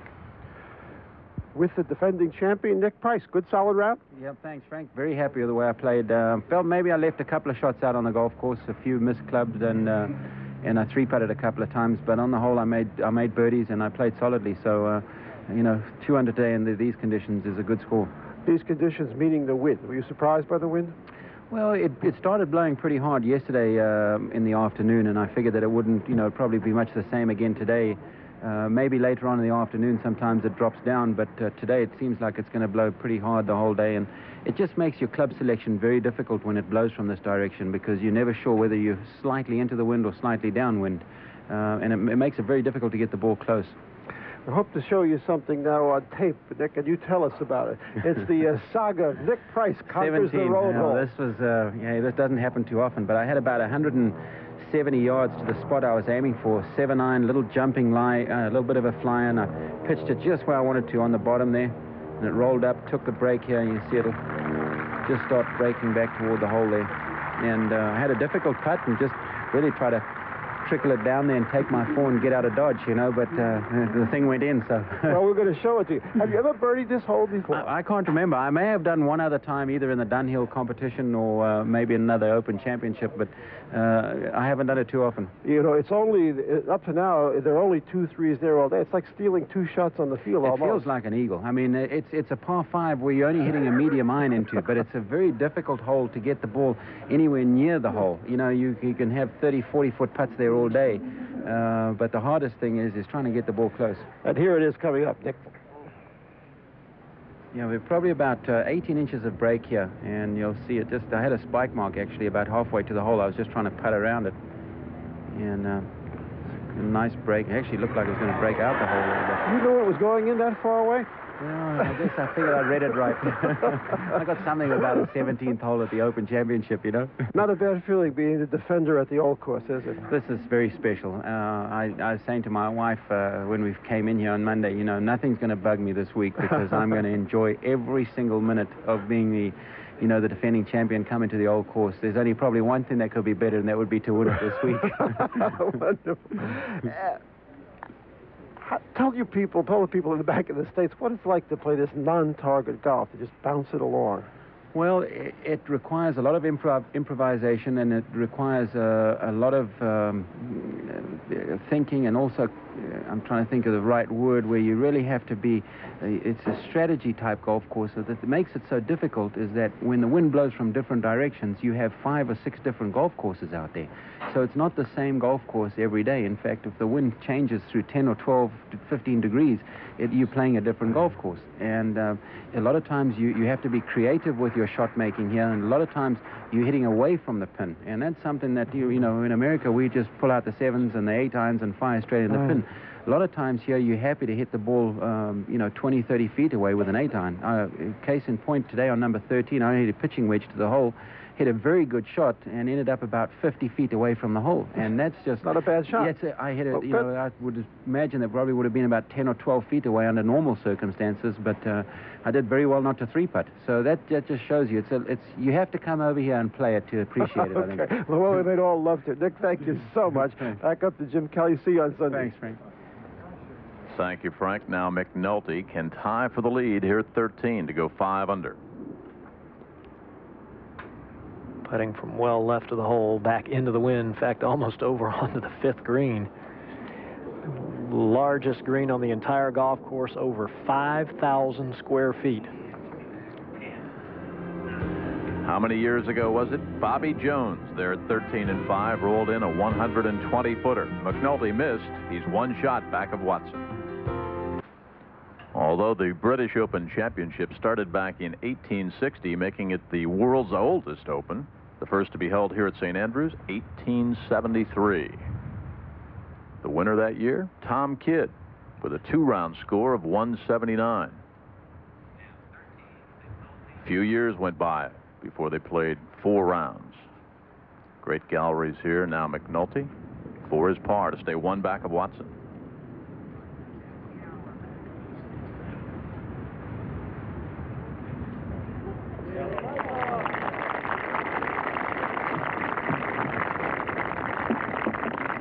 If you're watching live back in the States, it's 11 o'clock all up and down the East Coast, 8 o'clock on the West Coast, San Diego, Los Angeles, San Francisco, Seattle, and Portland. Glad you're on board for our ESPN live first-round coverage of this, the 124th British Open Championship. 5-time British Open champion Tom Watson in with a 5-under par 67.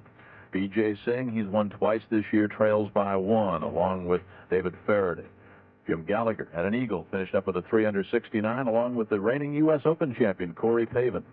And scores from the rest. Larry Mize, 2-under, quick start. Jumbo Ozaki with a round of 70. Also with a 70, Gordon Sherry, all 6-8 of them. 21-year-old, the British Amateur champion. Crenshaw, fast start, trying to win the Masters and the British Open in the same year, 1-under after 5. Calc, who won here in 89, and -1, along with Norman. And Woozy, the Masters champ from 92. Sam Torrance always seems to play well in Ryder Cup years, in at -1, along with Brian Clark. Finishing up at even par, a couple of the 50-year-olds. Tom Wargo came over. He'll be defending next week in the British Seniors. Tom with a 72. Had it to -1 early. Tiger Woods parred his first hole. Tom Kite finished up with a 72. Payne Stewart played well last week. Even par after 9. Scott Simpson, even par round at 72. He played well last week also. There's Wargo's score. He and his wife Irene are here. Raymond Floyd came over across the pond. Raymond also with an even par, 72 today. Tommy Nakajima, even par through 10. Jack Nicklaus struggling with the putter. 1 over after 10 will follow him in. Curtis finished up with a 1 over 73, as did Lee Jansen. Bob Charles, former British Open winner, 1 over par 73. Scott Hoke also played well last week at Kings Mill. Azinger with a 2 over par 74 for Paul. Stadler finished up with a round of 74. Tom Weiskopf had a double bogey in his 3 over after just 4 holes of play. And Parnevik, who almost won this tournament last year, the Swede, struggled to a 75 today. Wayne Grady, the Aussie, also had a 75. Jimenez. Miguel with that 75. Craig Perry, a 76. Ditto Billy Andre. Jay Haas came into this tournament expecting more. Struggled to a first-round 76. And Arnold, it won't matter come tomorrow when he walks up 18. There'll be thunderous applause just like at Oakmont. Palmer's final appearance here at St. Andrews.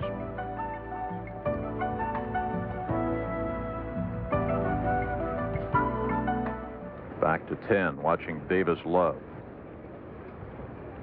Said as a kid, the British Open was such a long way off. The Masters was just down the road, but this was a far-off dream. Well, certainly was. Of course, growing up in Georgia, the Masters very close to his home. His brother Mark is over, has made the trip, caddying for him this week. This was really the club that cost him the U.S. Open a few weeks ago at Shinnecock. Jim Tee to Green probably played as well as anybody, but missed numerous short putts. Ended up tied for 4th. Nice stroke there, though. Good birdie. Davis walked the course the other day with Julie Crenshaw, Ben's wife, and Tony Azinger, Paul's wife. They were playing against Seve. The clouds come in, those thick gray clouds. Light rain, heavy rain, you never know. But you always have to bring an umbrella. It's the British Open. And Watson's leading by 1.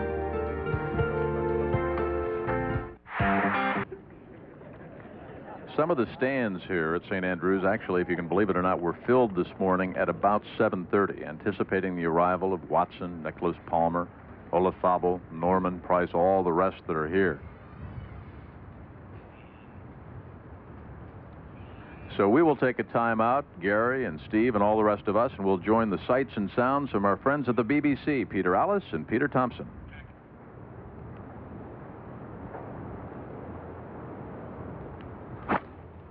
That sounded a bit fluffy, a funny sort of sound. We're so used perhaps to hearing metal drivers that when they come up with a bit of wood, a bit of persimmon, they fool us. And that's going to go down and not be as lucky. Oh, well, you may get a lift off there. That's a water cover for a sprinkler.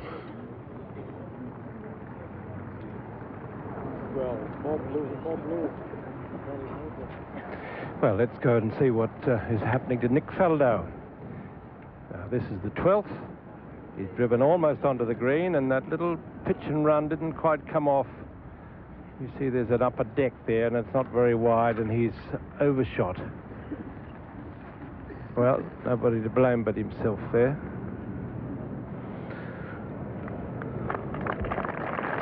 Well, basically, Nicklaus has got and showed what he's the experience that he's learnt over the years. He's managed to get the ball within 12 feet of the pin. He's left himself a very good shot and a good chance for a birdie 2. Tee shot. Well, basically, the tee shot that Nicklaus had was played it from the left-hand side, let the wind take it round, pitched it just onto the slope, and he finished in a perfect position for birdie. The players have been really struggling on this tee shot, and it's really only because they can't feel the wind on the tee because of the stand that's on their left-hand side.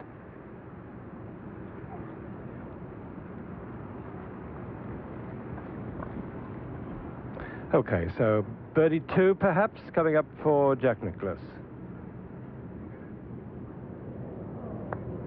Took a turn to the left, which he had not anticipated, so that's a chance gone. Indeed, it must have been a beautiful shot to have got that close.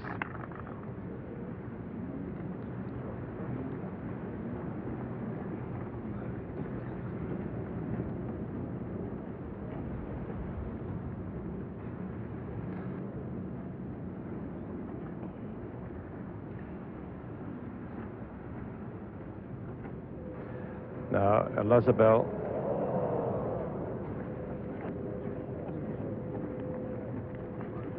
Okay, this is for par 3.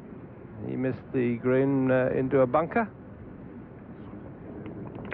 So this is a par-saving putt, as they're called.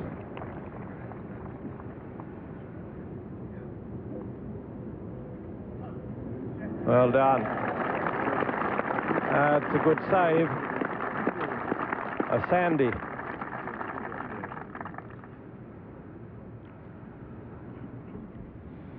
Well, Faldo's third shot at the 12th, and this is no pushover to get it close. Up over a ridge, up, down, up again, up onto the level bit. That's a very good putt.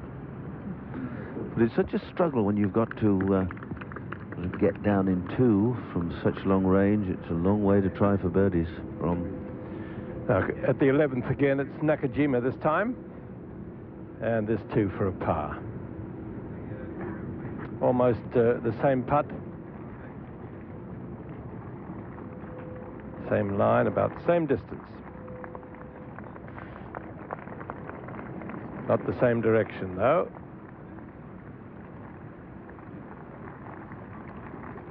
So 2 3s and a 4.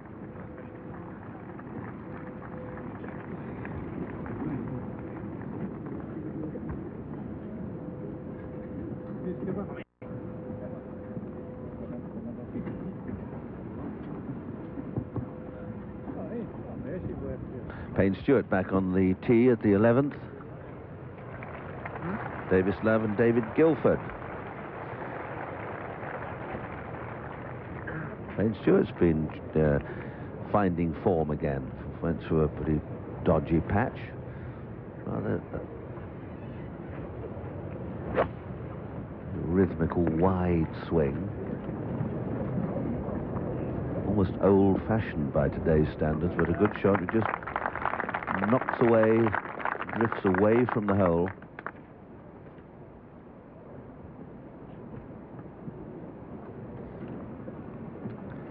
This 11th, called the high hole, is one of just two par 3s on this old course. We tend to think that this is the model of all courses, but this has only 2 par 3s and, of course, 2 par 5s to match.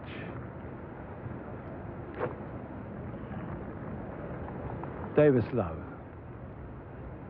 Now the flag is just, if you can see it, behind that gaping bunker right in the center of the green, or center of the picture anyway.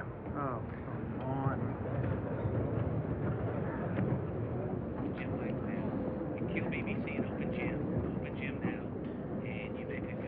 When in Scotland, do as the Scots do. Do as they do all throughout the UK. And listen to the BBC. That's what we're doing, eavesdropping on our friends and colleagues Peter Allis and Peter Thompson. Our live coverage continues. We'll take a time out and pay some bills, not in pounds, but in greenbacks, and come back. Watson in the lead by 1. Champion in with that opening 3 under par 69. Likewise, former winner of the Tour Championship, Jim Gallagher Jr. Defending champion Nick Price in with a 2 under 70, but they're all chasing Mr. Watson. We'll chase Peter Allis and Peter Thompson for a while. Back to the BBC. Good 30 yards past the flag.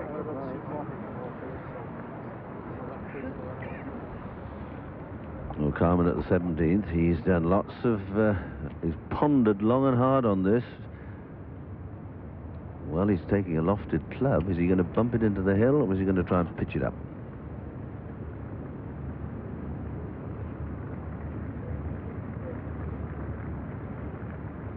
Yeah, using the bank. Has he hit it too hard? He could be. That's a very well done. Just a little bit too hard, but you see the idea in his mind. They was using that bank. That's good. McNulty. Now, second shot at the 14th. We remember he drove off the Elysian Fields down into the area which really is the 5th fairway. That's a nice approach. That may stay on the green. It does. Gives him a nice putt there for an eagle 3. Watson, we saw make a 3 here this morning. This may be the second one.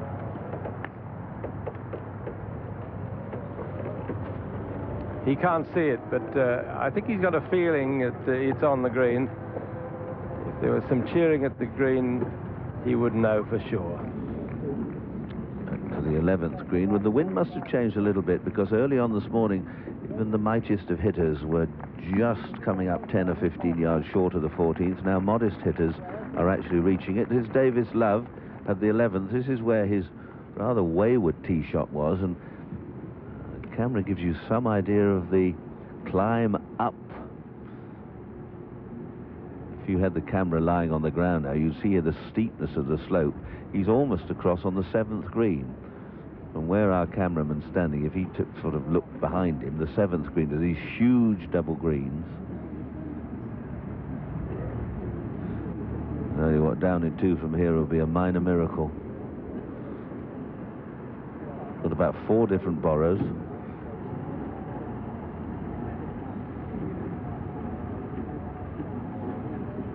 It goes that way. It might come back t'other way at the end.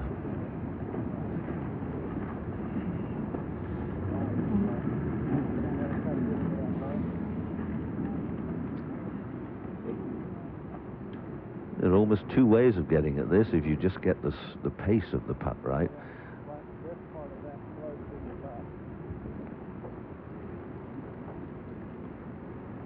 See, the ground tilts left to right as we look there where the caddy is now, but you've got to get there first of all, and I fancy he's coming off this right-hand shoulder. Now you'll see here he takes quite a bit of time lining up, and then the moment his head comes back to the ball, having looked at the line and got the mental picture, he strikes it. Casts the swing left. Has he given it enough? Oh, he certainly has. That's a good effort from there.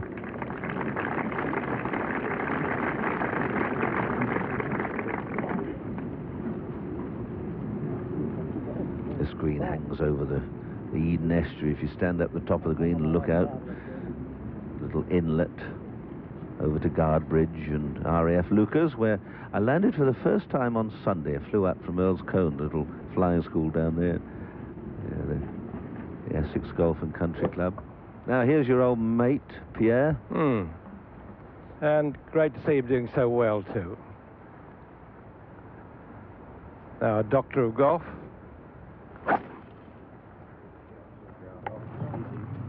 Still got some vigor. Look out, Beardies, look out. Well, he dodged those. His beard is famous for eliminating quite a few people in the championship over the years, and one was his compatriot Bobby Locke. In 1946, I think he got caught in there for a few times and lost the championship. Nakajima, 15th. Oh, and that got some stop on it. Oh, that's the 12th, I beg your pardon, the 12th. And I haven't seen many balls pitch up by the flag and stop like that. Not what the purists would like, because this form of golf really is made to be played much of the time along the ground, I fancy. Guilford for a 2 after that lovely tee shot at the 11th. A little bit right to left.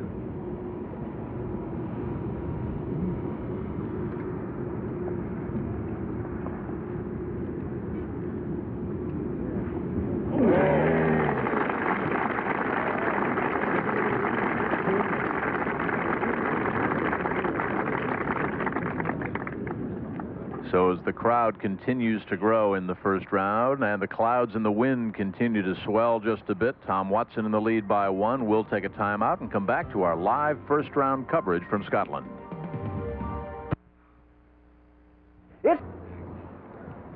Welcome back, everybody. Tom Watson, who has won this championship 5 times, nursing that one-shot lead. Closest to him, Vijay Singh and David Faraday. All those scores posted earlier today. Mark McNulty's had a couple of chances to tie for the lead, but he has misfired on all so far, but he still has the final 4 or 5 holes to go. Corey Pavin in with that fine round of 69. He teed off at 7:30 this morning, also starting early. Former winner of the Tour Championship, Jim Gallagher Jr.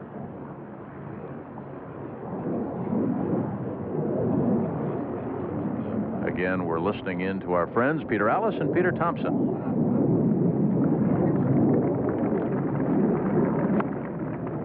Now, the red flag is the one they're firing at. And there's a nasty bunker just before it, but that's well played. I think that's about as close as you could hope to get here, considering the direction of the wind and its speed, strength.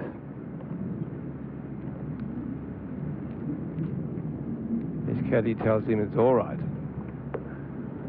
He'll be putting.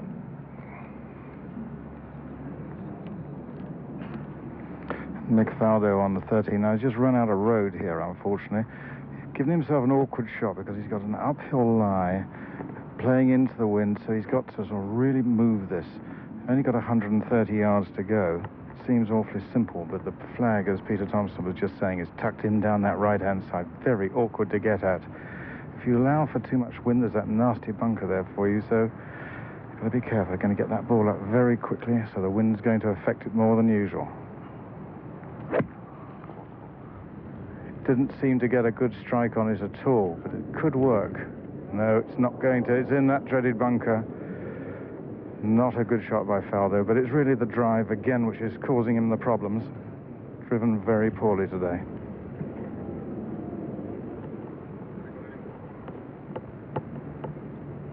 Really does seem to take an awful lot out of himself.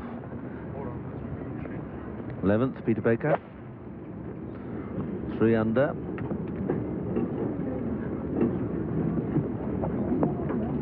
And that'll fall away down the green, will it? Yes, just wanders off. You'll have a shorter version of the putt that Davis Love had. Now, McNulty for this eagle putt, this eagle chance on this 14th. What a marvelous second shot he hit. And this is for 3. No, he didn't do it. Just Tom Watson was able to get a 3 here this opening day of the championship.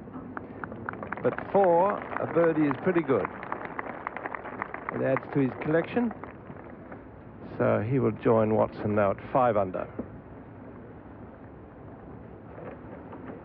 Pretty pleased with himself, as he should be.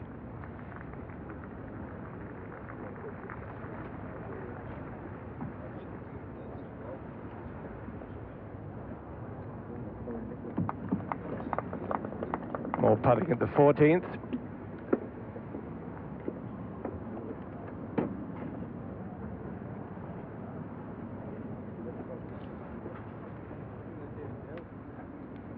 This is Bill Law. That's a 5. Not going quite so well at 3 over.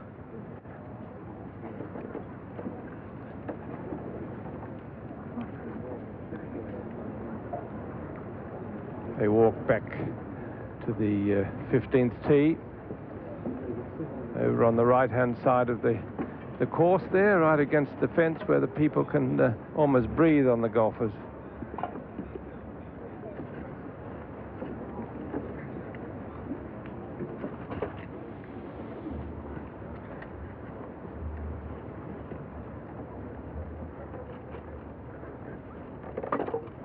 So the breeze is still up, as you can see, and the grey, large clouds scud across. Alphabetical scores will go through at the bottom of the picture.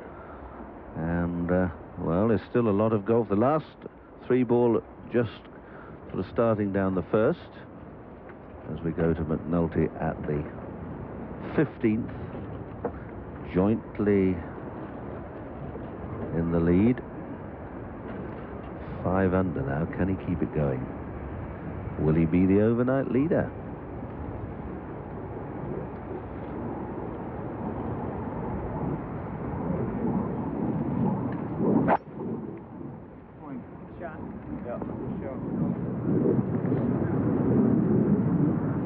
Yes, good shot.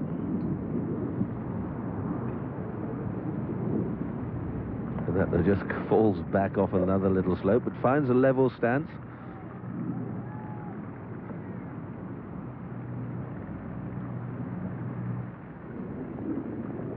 Now, Nick Faldo we saw fall in this trap by the 13th green. And he's made it look easy. Well, that looked a miraculous recovery, but really that nice little upslope of sand there makes that shot really quite simple.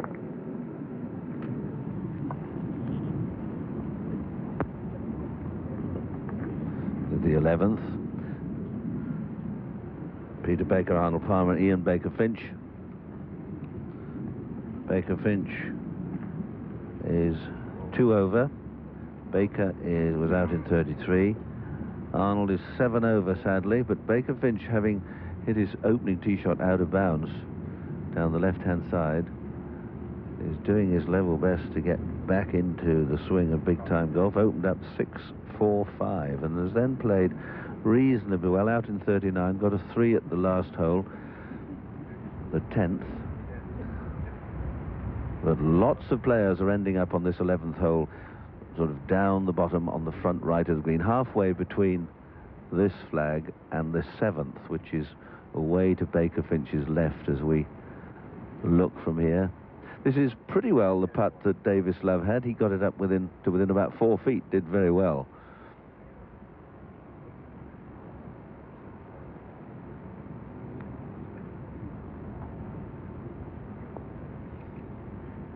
Now he's going the other way. Remember that Davis Love chose the right-hand bank. As you can see, he obviously didn't hit it hard enough.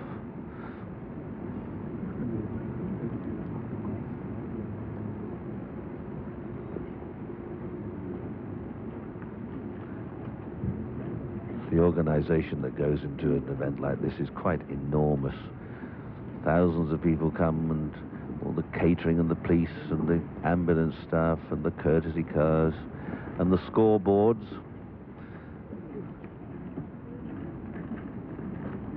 Now Peter Baker, he too has a long putt.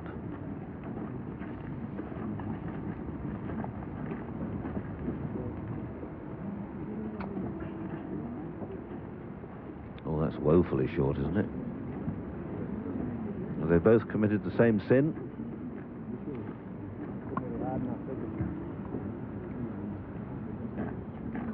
Now, after that marvelous bunker shot at the 13th, Nick Faldo with this reverse-handed grip.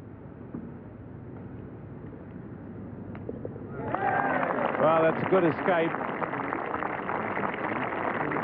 Really, he tried to get so close with the second shot. I thought that he paid a penalty, but he got out of it. So par 4. Stays at 1 over.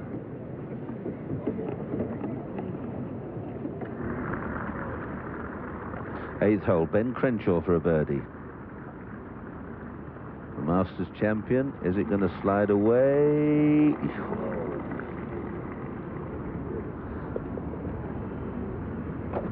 Crenshaw's had 3 birdies so far. He's 3 under. 30.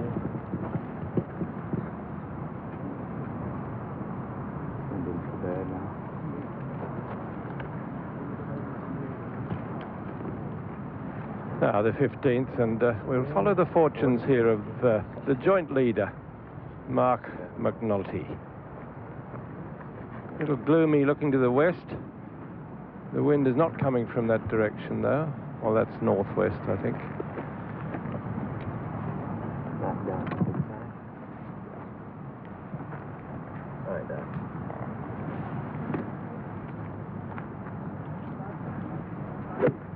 Now, Peter.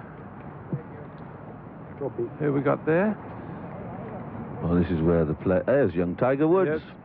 There he is at the back there, over 6 foot tall, just weighs about 10 stone, gives the ball a tremendous belt, and he'll be having a good old spar with Gordon Sherry, the British amateur champion from Scotland. Took 7 at the second at Master Woods, so I wonder if he'll emulate the deeds of Bobby Jones when he first came and tear up the car and stomp off. No, they don't do that now, do they? This is Gary Halberg.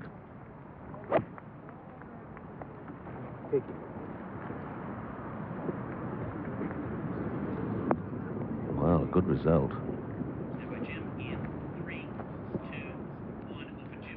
That's how the Brits are doing, their BBC television, how the colonists are doing, the Yanks that came across the pond. Tom Watson is leading with that 5 under par 67. Corey Pavin, he had a 3 under 69, trails by 2. You check the scores. Davis Love is 2 under after 11. Ben Crenshaw, look at that start, 3 under after just 7 holes of play. And joining us at the top of the hour, 2-time U.S. Open champion Curtis Strange. Struggled here in the first round with a 1 over par 73, but he'll join us for about an hour. Stick around. Let's go back over to Peter and Peter. Jackie gave it everything he could, snorted at it and did everything, and he's seemed to make reasonable contact. Look at that huge expanse of green, and Mr. Dickey found that little left-hand corner to put the flag in.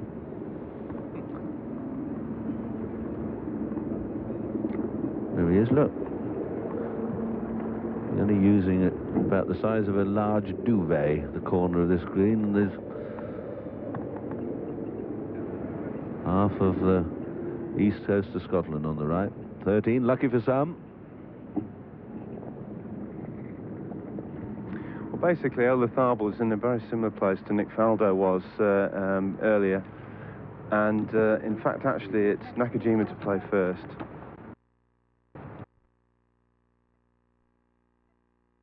A little bit, because he's got an almost identical shot. They've got something in the region of about 155 yards to the pin, but the wind's coming from the right-hand side, and it's very difficult because they can't actually see the target they're aiming at. So he's just going to have to pick a spot on the top of the slope and just hit it with all he's got.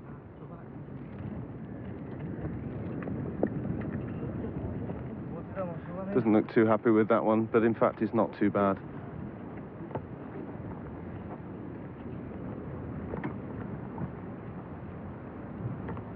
Olazabal's got an almost identical length shot, and I think he will have learned something from that.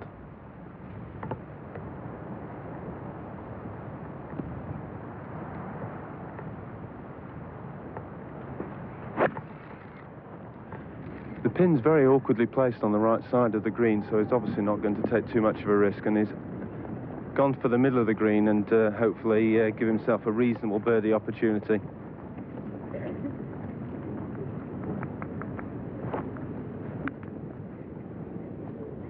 Now, a birdie putt here for McNulty, the joint leader. A reasonable chance of a 3.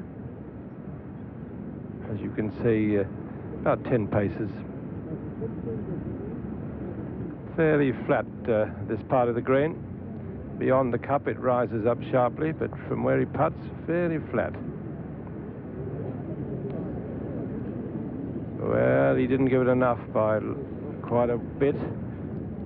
So as we take a look at how things shape up over there, we come back to St. Andrews, look at the North Sea. The clouds continue to roll on in. There is a threat of rain. McNulty with that birdie putt has joined Watson at 5 under, and he's still got some golf. The historic town of St. Andrews was born back about the year 800 AD. That cathedral you're looking at there dates all the way back to the 12th century. The town that kind of circumnavigates this golf course. Most hallowed ground in all of golf. The home of the 124th British Open Championship. Over here, they just call it the Open. It's theirs. Back to Peter and our friends at the BBC.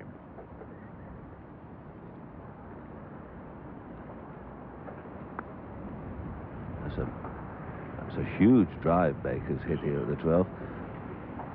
Well, we've seen it driven a number of times.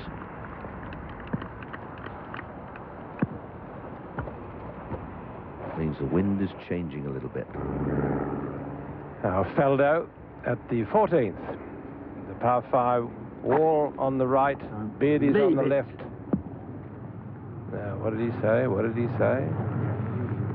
Oh, Beardy's, that's the first one we've seen caught today. Now, he could be right against that wall there.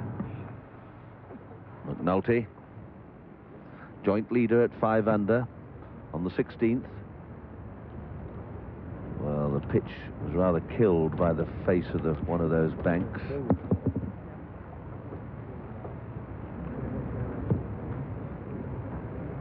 He's got his little player's badge stuck in the back of the hat, you'll notice. Well, he's hiding it now.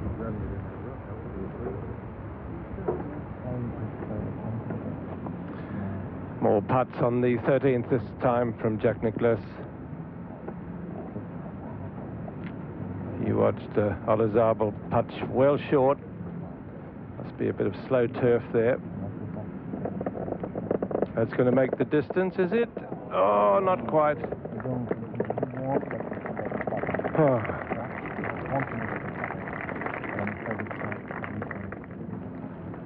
Well, he was settled for a par 4 because he really was in a little trouble with his drive there.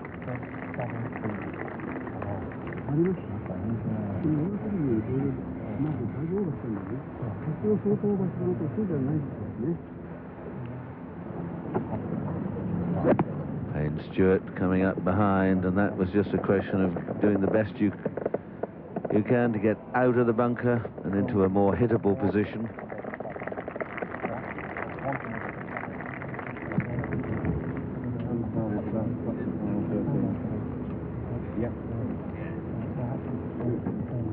Actually, where Olazabal has played to is left himself actually a very awkward putt. And he's going to have to really concentrate on this, but with his skill on these sort of length putts, I expect him to hole it.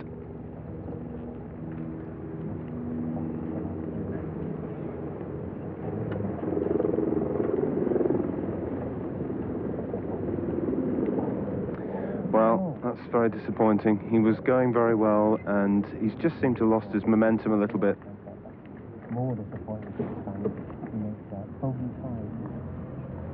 Peter Baker at the 12th. Oh, and a little slip there.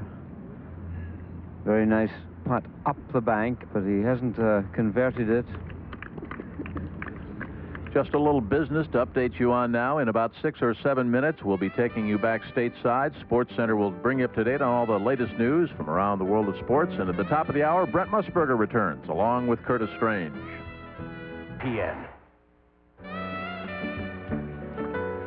Checking scores. Some are in, Gary Koch, and some are still out there. Crenshaw off to a great start, huh? 3 under after 9. Well, certainly playing very well. Ben seemingly getting very excited about the majors this year. Really has a love affair here with St. Andrews. First came over in 1978, finished tied for second in his very first British Open here at St. Andrews that year, behind Jack Nicklaus. It's funny because we talked with Peter Alice about 3 hours ago about this very fact, but it was about a year ago at Turnberry. We were talking about the European, the foreign dominance of players in the majors, but of course Crenshaw ended that streak at Augusta, and then Corey Pavin continued the trend at Shinnecock. Well, he has, and the Americans have fared very well today, Jim, on a day when the conditions, I thought, were very equal for those who went out early and for those who went out later. The wind seemingly staying up pretty much the same all day long. little bit of an unusual win for the golf course, coming from the players right to left as they came home. A crosswind, it seemed like, across most of the holes, seemed to make club selection a little difficult. Good job, Pards. We'll see you tomorrow. We'll say so long to Gary Koch. Again, at the top of the hour, Brent Musburger and two-time U.S. Open champion Curtis Strange will join us here in our live coverage of this, the Open Championship from St. Andrews in Scotland. After these commercial messages, SportsCenter will take things away, update you on all the... Welcome back live across the pond, across the Atlantic. We're in Scotland at St. Andrews. Where else to be for the British Open? 124 and still going strong. The Open, as they call it here. Tide is out, and the North Sea is way down. You look at the most hallowed 18 holes in all of golf as it winds its way through. Doing a little kite flying out on the beach. But the big story of the afternoon, at least now, as we join you back again at 5 o'clock Eastern time, has been the weather. The wind continues to swirl here, and the umbrellas are popping out. Some raindrops. And the early day scores holding up pretty well. Earlier today, teeing off early this morning, a man that has won this championship 5 times. And boy, do the Scots and Brits love him. Almost one of their own. Tom Watson, his second shot at 18. What a back nine he had. A birdie at 12, then a birdie at 13, an eagle at 14. Watson is 4 under at this point. Watson with his 10-footer that will curl from his right to his left for a 5 under par 67 into the hole. So first round 67 for Watson. Won this championship in the 70s and in the 80s. And how about the man that was born in Fiji, Vijay Singh? Grew up watching pictures and magazines of Tom Weiskopf. On the tee at 18. Plays to a par 4, 354 yards. Drives it right through the Valley of Sin and up onto the putting surface and well beyond. On in 1 at the par 4 home hole. Vijay missed his eagle but tapped in for a birdie and finished up at 4 under par with a round of 68. Likewise, David Faraday. John Daly got off to a good start. 1 under at this point. Second shot out of the par 4 fourth.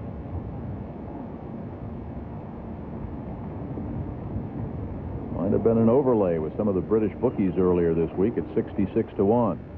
Then Daly, you can see the breeze blowing there from 7 feet to go to 2 under par. And that's how Big John made the turn at -2, 3 back of Watson's lead. Then there's the defending champion, Nick Price, 1 under at the turn. Nicky with a birdie at 14, a bogey at 16.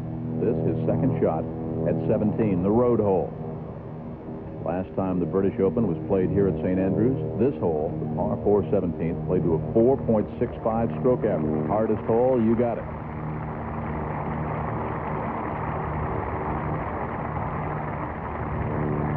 Then from there, the defending champion, the man that won 5 times last year, the British Open champion. He won at Canada to go to 2 under.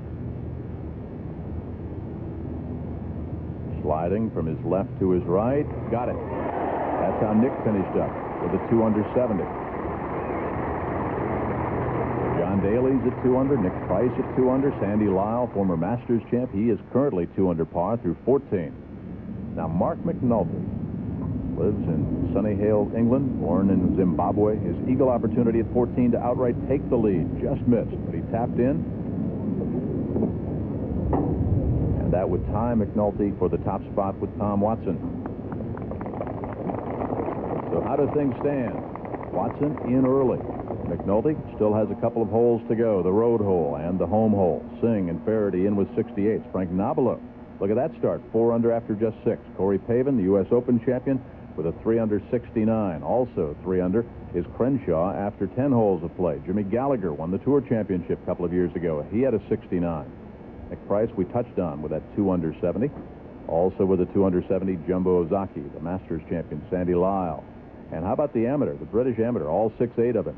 Gordon Sherry in with that 2 under 70. Greg Norman finished up with a round of 71. Davis Love 1 under after 13. Peter Jacobsen, fast start, paired with Tiger Woods. Tiger took a 7 at number 2. Jake, who loves this championship, loves coming over here 1 under after just 3, and a lot of golf to go. As we welcome you back, hi again, everybody. And speaking of 1 under par, how How about Gary Player? He won this championship in the 50s and in the 60s and in the 70s. 3 different decades. 59 years young, Gary Player is 1 under par. You'll see him in our live coverage coming up as well. Some featured pairings to keep an eye on this afternoon. And the times we're going to show you, they're Eastern times. You can kind of figure out the pace of play. Well, it's going about 5 hours right now. Bob Tway, Nick Faldo, Steve Elkington, they teed off at 7:55. That's New York time. Payne Stewart went with Davis Love and David Guilford at 8:15, and Arnold Palmer, Peter Baker, and Ian Baker Finch at 8:25. It's a pleasure to throw it back to our colleagues. Here's Brent again with 2-time U.S. Open champ Curtis Strange. Jim, thank you very much. And Curtis, we go right to the story of the hour. Here is Mark McNulty, who is deadlocked with Tom Watson for the lead. Here's his second shot on the famous number 17. One of the toughest par 4s in the world. Pinned back left behind this bunker. He has to come in from the right, but the wind is helping him. But then he has to guard from the right, the road hole. Get on the ground.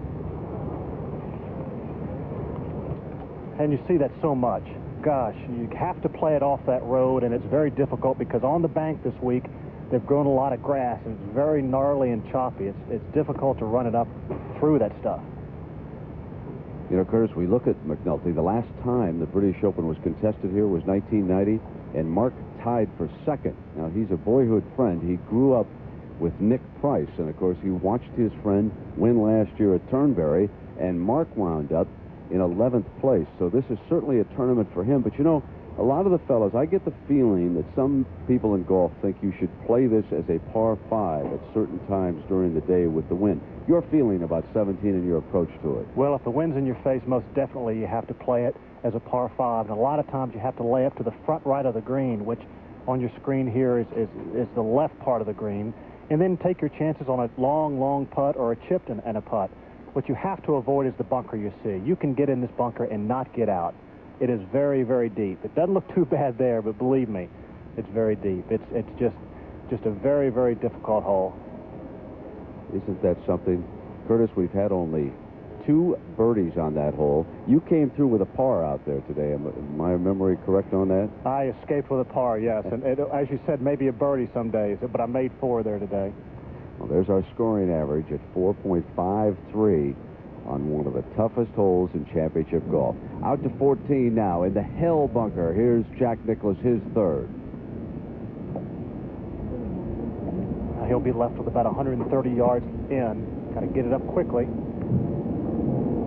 could not get it out. Now look what you see. He might not be able to get this out. He could go left, or he might go back toward the camera. Now he's going to go left.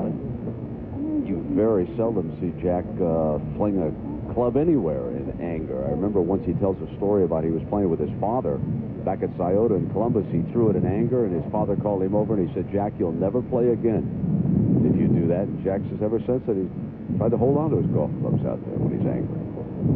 Well, this is St. Andrews at its best right here. You try to get a little greedy. You try to get greedy again.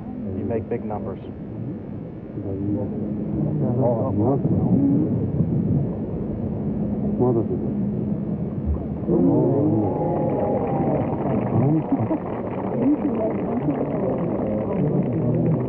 That's why it's hell, folks.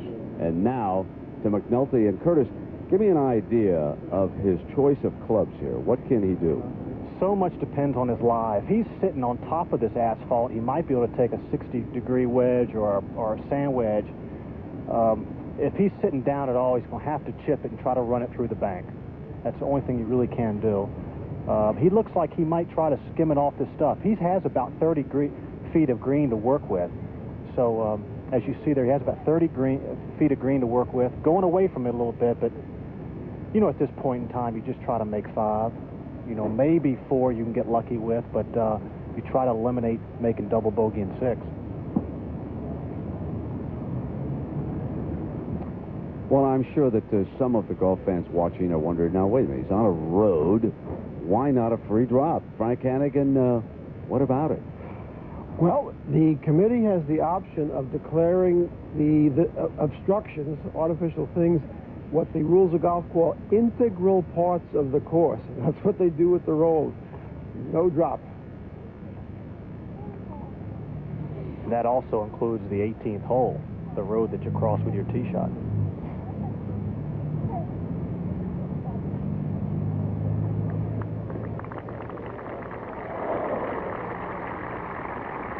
it roll away. Good shot, though.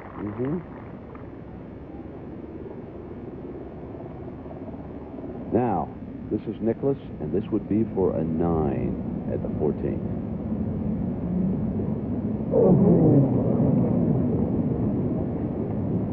Has to be one of the rare times in golf history where Jack Nicklaus has ever taken a 10 on a hole. It's the British Open at St. Andrews, and we'll be back. This road hole, and Curtis, this from McNulty, a par putt. He needs it to stay deadlocked with Watson. About 20 feet back up the hill. I think he feels pretty good right now to have a 20-footer after being on the road, but he's played so well. Mark is one of the better putters in the world. He's acknowledged that. Mark's always surprised me. He hadn't done better in the States when he's come over. He's played very, very well in his home country of South Africa. Europe, he's played well. Been high on the order of merit a number of times, and in the British Open as well as last year. So, good player. Greens are a bit slow today. I don't know why. I think there's just a lot of grass on these things.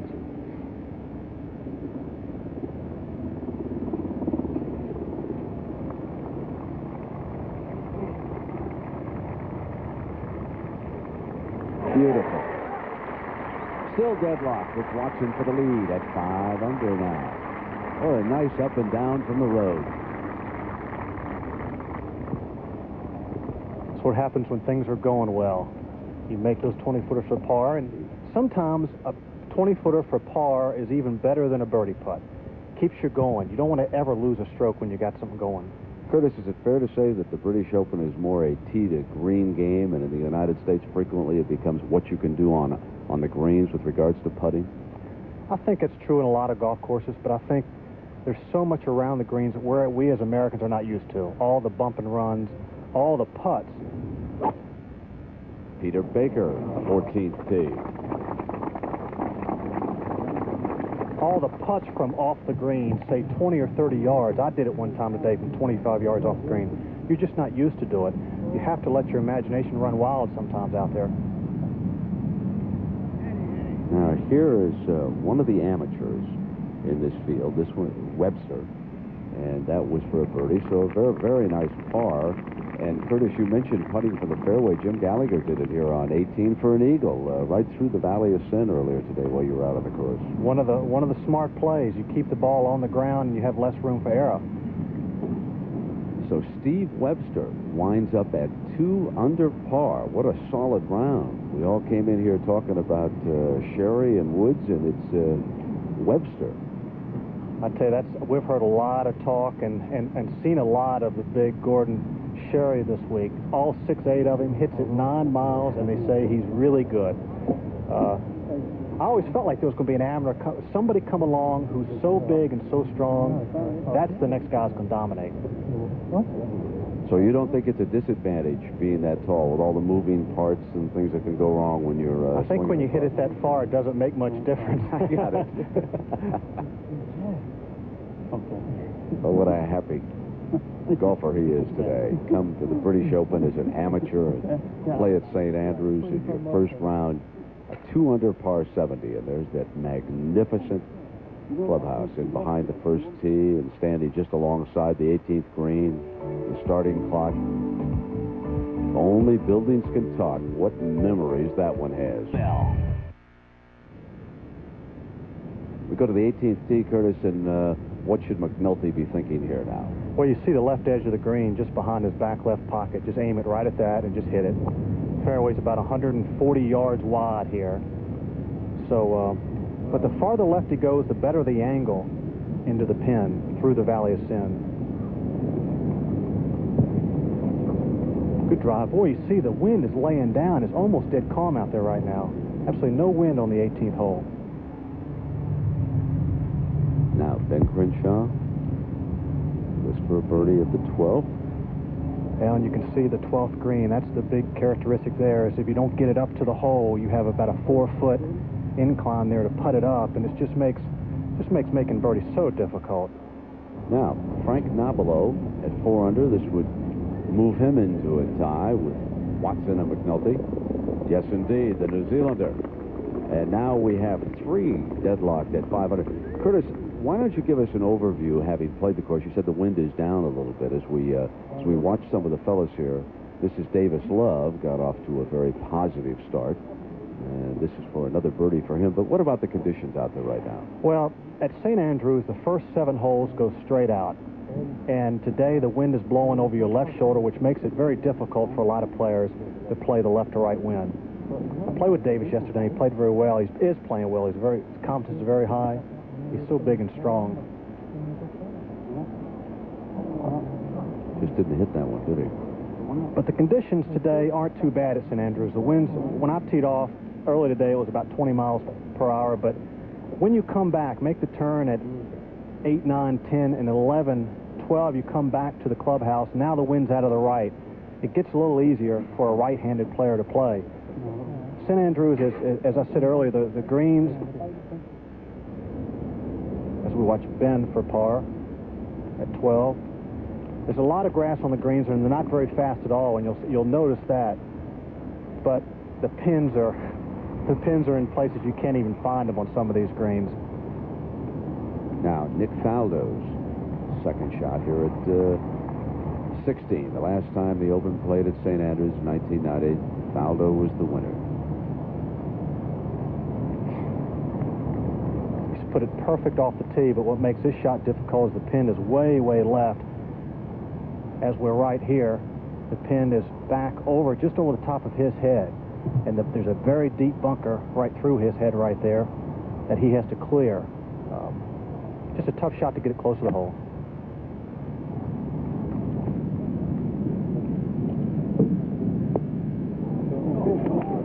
And that was a good safe play. Out to the right a little bit. Left himself with a 15, 16, 17 footer. Now McNulty.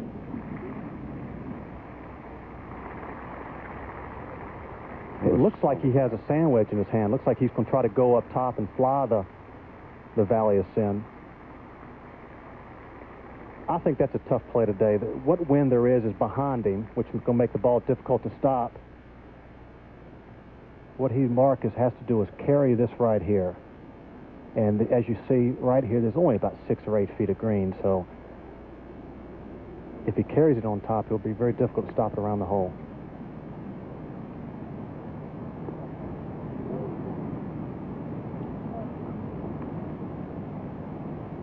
Got a little pass, but good shot.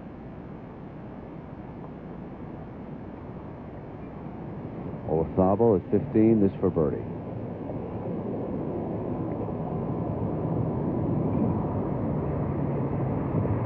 You can see that bit of a strange gait, Curtis.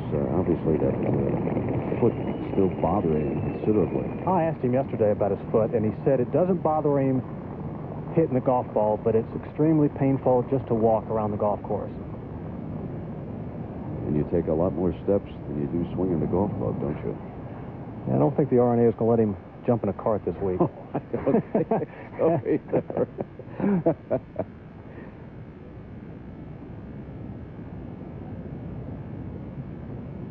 So down to the road, this is Don Pooley, who has missed the green here, and Curtis is somewhat similar to where you found yourself. Yeah, I was on these pebbles, and if he has a decent lie, he can take a sand wedge and flop it up on top, which looks like what he's going to do because he has a lot of green, but very delicate little shot.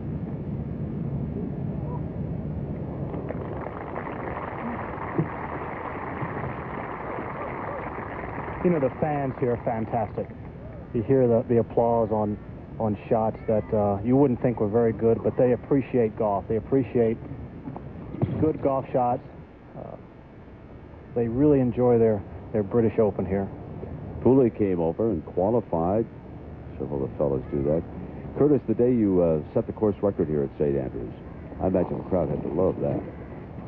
I don't know about them, but I certainly enjoyed it. It was a lot of fun. It was something I'll never forget. One of the most exciting moments for me. As we see Gary Player putting for birdie. He's played here many times over the years. 41 British Opens.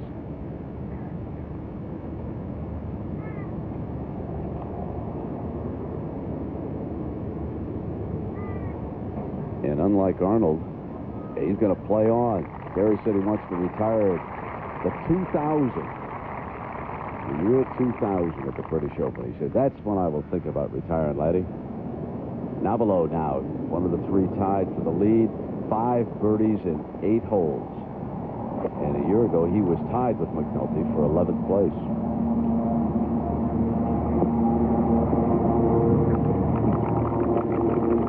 So it is Watson from the United States, McNulty from South Africa, and Nabilo from New Zealand, deadlocked.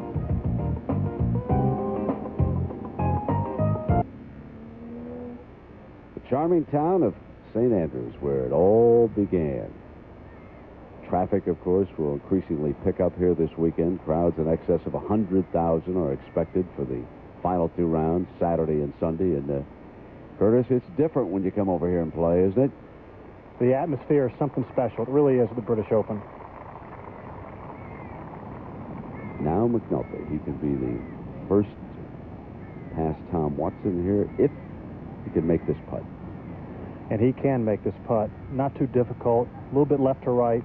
Not real fast, but obviously he's putting well.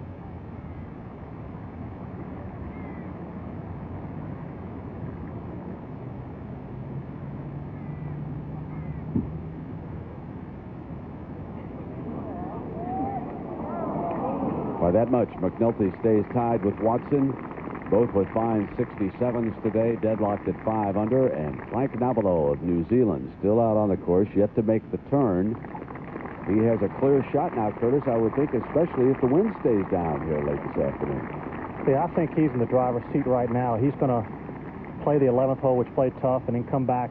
What wind there is will be downwind right to left. So if he wants to grab a big piece of the British Open, he can do it today. Curtis, what particular club did you find yourself using more today than you would in an event over in the United States?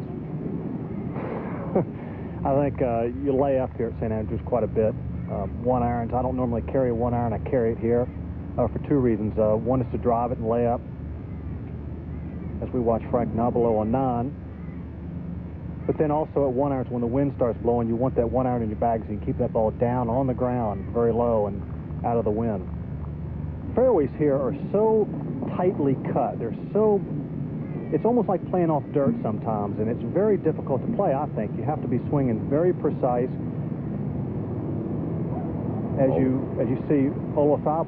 Extremely popular figure over here. They love the charge of the Spaniard in years gone by. Yeah, Seve's popular everywhere around the world. And I'd never count him out at the British Open. Such imagination, such game.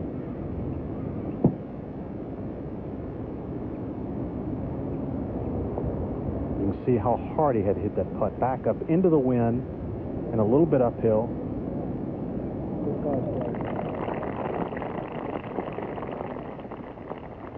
David Guilford at 15. He's at 3 under. This would move him to 4 under.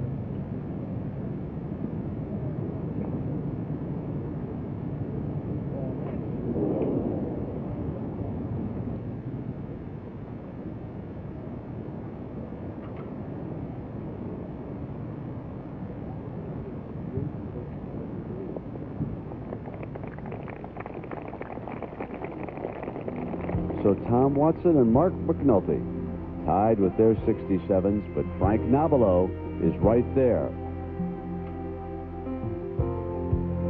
with a par at 13. Curtis, what about his game? Can he hit the ball far enough to drive it past all the bunkers that are out there in the fairways? Well, John drives it on this golf course places I've never been, so there's probably bunkers out there that I've never seen. I walked to the green. To be quite honest, that's a tough one to answer, but I do think a lot of the bunkers that I am playing around, he is just airmailing and going over top. So, yes, I think he has an advantage on any golf course, but maybe even more so here. Now, Nick Faldo on the tee at 17. Wants to put it right over the course, the word course there. It'd be middle of the fairway. Not happy he pulled that one to the left, it appeared.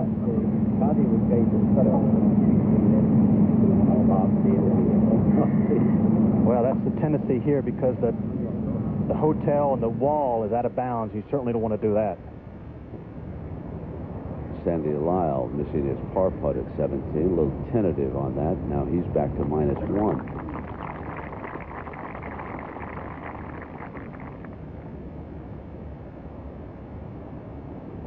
Sandy's playing better. I think he's just plugging right along. I don't think he has the drive and determination to become one of the best in the world again.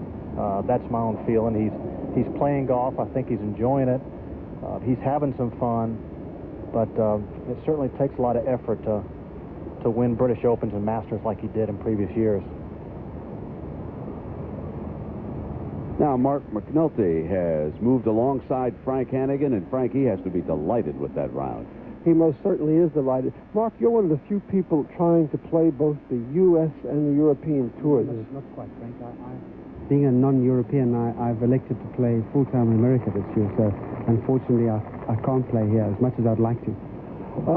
In America this year, it hasn't gone as well as many of us might have hoped. What turned your game around?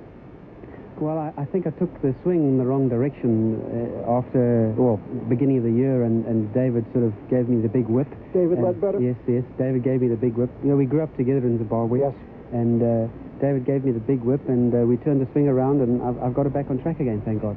We're going to show you something from earlier today. Mark McNulty on the road, and you describe the shot to us when it comes up. Well, I had good positive memory of a shot that I played off the road in the last round in 1990 when I made par, so I was obviously delighted. It just missed going in. I thought it might have hit the flag, but it didn't.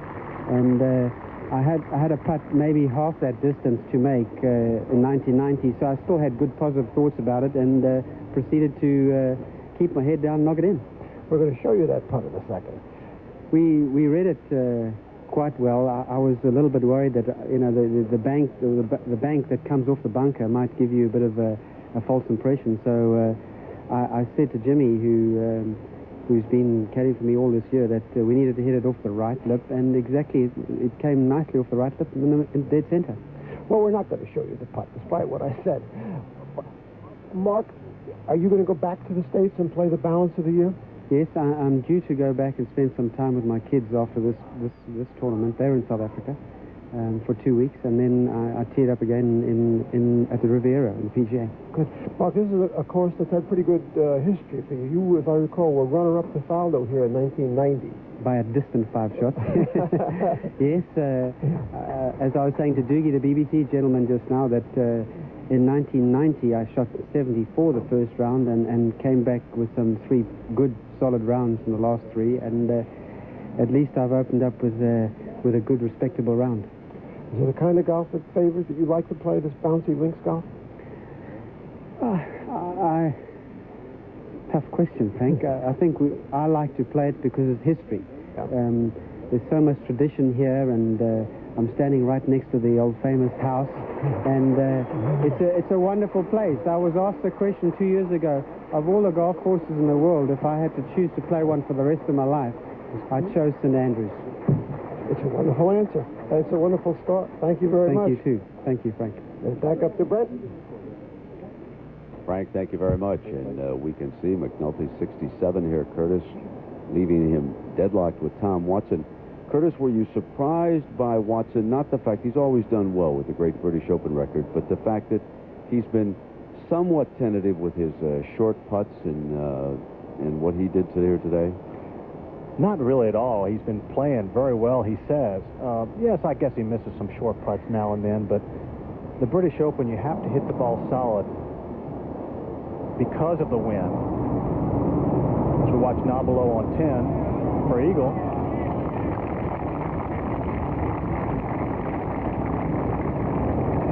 So with Tom, he hits the ball so solid, I think that he's a threat anytime he tees it up, especially in the British Open. He loves this atmosphere. He loves the bump and run. He loves the adversities of the British Open. So it doesn't surprise me at all. Curtis, when you shot the 62 here for the course record, how many birdies did you have that day? As we watch Gary Player finishing up here, birdie the 18th hole.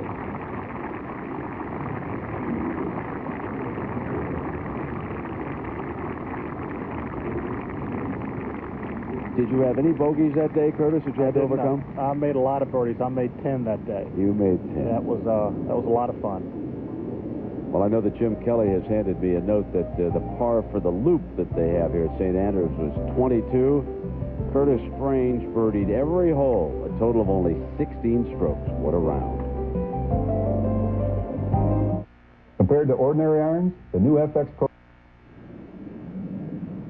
Now look at some American scores here at the British Open, and of course, on a day Jack Nicklaus would rather forget when he recorded a 10 on the par 5 14th. That left him 8 over par, but then Jack, competitor that he is, went out to the 15th and birdied it. He parred the 16th, and now Frank Navalo here. Curtis Strange, and we are also joined out on the course, Mark Rolfing, and here's a guy, Mark, who's really playing a solid round. He really is, but I think he needs to get this one in because this is just about the length he missed back at the 9th. I like his play off the tee, Mark, though. Very aggressive. A hole you can make drive right to the edge of the green. Like Nick Faldo, he's a tack-handed putter these days, Curtis. A lot of guys are doing that. In fact, if I don't start putting better, I'm going to switch these things on that grip, too.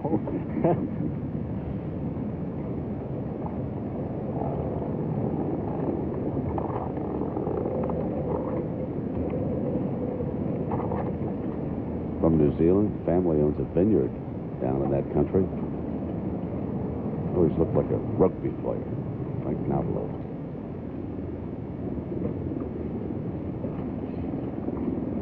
And a happy belated birthday to Nick Curtis. He turned 38 years old on Tuesday.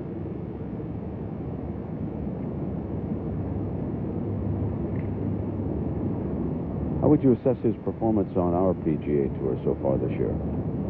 I think he's played very well. I think he's enjoying himself. I think he is doing exactly what he wanted to do. He's working on his swing. He's able to work on his swing in his game every day with the better weather conditions. As we see him, he hit a tee shot in the left rough, decided to go left of the bunker at the 17th. And what this does for him is that now he can chip back up to the green straight uphill. He eliminated the road as a possibility.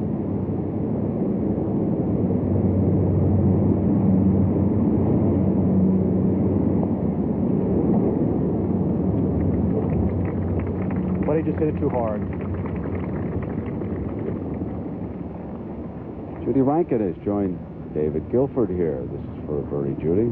Well, he actually caught a little fire on the back 9, 3 under par at the moment, but has missed a couple of good opportunities that he's given himself. How's Payne Stewart doing? Well, it's been a roller coaster day for Payne. Up and down. He did eagle the 14th, but backed it up with a bogey at 15. But even par for the day. And down now to the finishing hole, Sandy Lyle.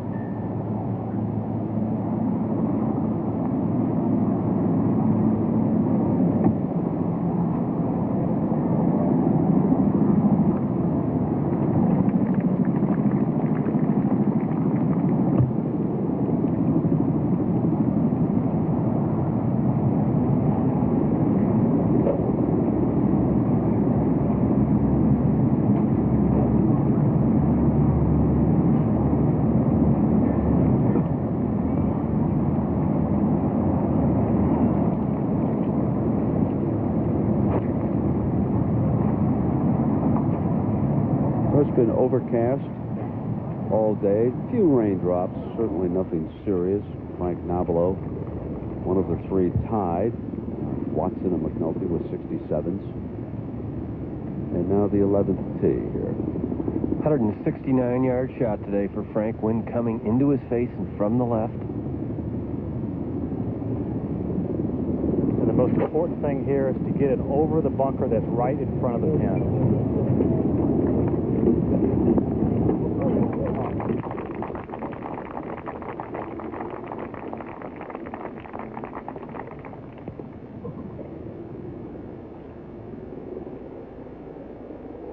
This is what we're talking about, the bunker right in here. This is very, very deep. In fact, if you put it in here, you might not get it out. They put the pin here. It'll be back right one day, back over here, but it lives right in this position. They want you to challenge that bunker. What a great par 3 this is. Faldo at 17 will try to salvage par after his errant tee shot. Well, it looked like he tried to force the pitch shot a little bit. He's 2 over par, trying to get something going, try to jam a pitch shot in, trying to maybe make it. Now he's left with a 20-footer down the hill. And that got away from him just a little bit.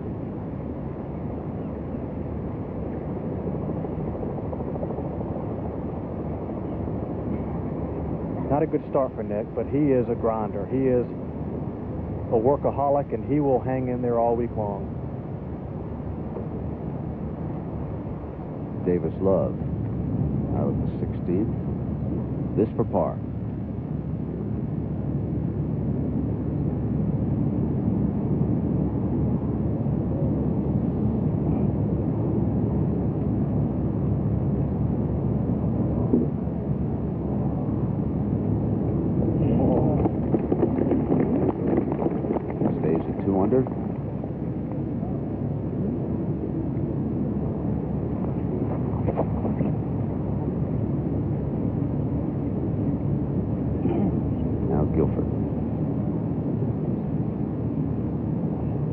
If you don't know a lot about David Guilford, you can't always tell on your television screen. He's not very big in stature, fairly slight young guy, and drives the ball a long, long way. Has had no trouble keeping it up with Davis and Payne Stewart. 3 under for the day. Faldo, and this for bogey 5 at the 17th. And this is tough to do. 2 over par, 4-footer for bogey. You have to keep your concentration.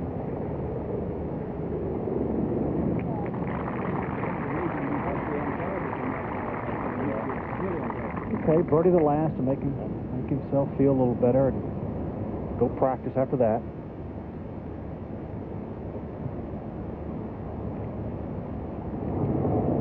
Tom Weiskopf, his second shot at the 12th. Weiskopf, the double bogey on the second hole, which certainly spoiled his start.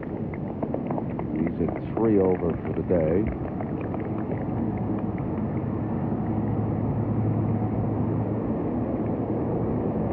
Per Ulrich Johansson, and this is for a birdie, and Curtis, he's played very well at 3 under right now. He sure has. Got a chance to go 4 here, and then, as we said, play the 9th, which is downwind, and then play the short 10th. You always, if the wind, I always felt like at St. Andrews, the turn out there, 7, 8, 9, and 10, you had to birdie at least 2 of them. Short holes, not real difficult.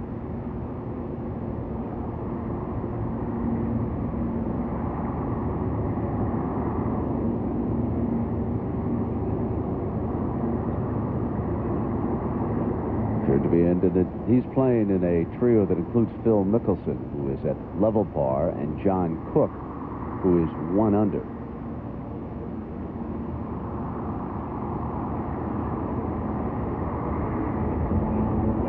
John Cook a few years back let one get away from him over here at Muirfield, didn't he? Boy, sure did. I think he still probably thinks about it a little bit. 3-putted the 17th hole as Nick Faldo was making a great par at 16. But you have to forget about it and come on back and try to win this year. I think it was true that, wasn't Johansson out of that same Arizona State team that included Phil Mickelson as John misses one, now that I think about it. I think they were teammates out there. Now here's Faldo at the 18th.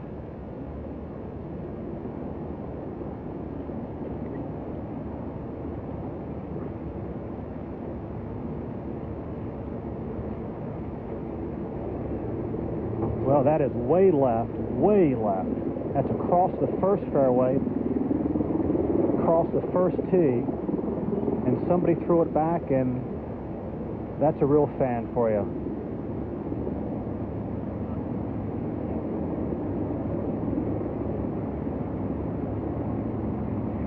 Now, I don't like the lie when it's in that guy's hand, though. It would be tough to nip that one. As we see, as we see Nick crossing the famous bridge. This is the tee back down in this area, obviously about 50 yards back, but you drive it up here. You see the Valley of Sin, the pin is just over that. The guys are trying to go left a little bit because now they're back into the wind. The wind is coming this way, or I'm sorry, that way, and you have more green here to work with. Curtis, I'm sorry. You remind me of John Madden when he first began with that thing. Now Nick Faldo hit it over here. Not good. But the only thing you have to be aware of, this is out of bounds. That's the one sin, one mistake you do not want to make. Now, even though he gets relief over there, I don't believe the fan can take it for him. Is that correct? You have to go over and do that yourself? He does get relief, but he has to find his nearest point and then drop, and he should be fine over there. He's marching off the 18th, and now he'll cross the first fairway, and he'll find his golf ball.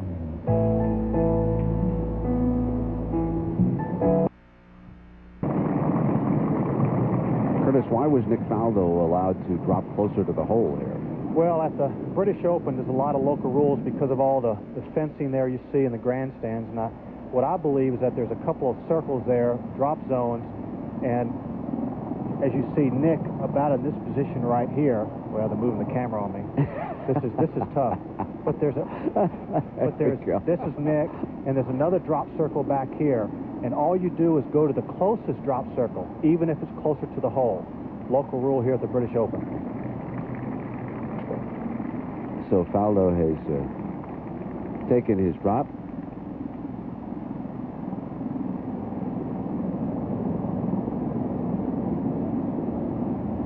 Now let's come on back to 17, and Jack Nicklaus has found the road bunker. Now, something different. Some of you folks may have read about it or even seen pictures of it. The folks from the BBC planted a camera down there inside that bunker. It would be off there, you see. Shot of Jack down here, and this is no easy piece of work right now for Jack, who's already had, in fact, he's just chuckling about it. Well, what I think he said, you come in here and hit it for me. As you see that, now you see how deep it is. He's disappeared. Straight up, this is not good. See how he lays the face of the sandwich wide open. He'll take a very upright swing and try to come down right behind the ball and shoot it straight up in the air.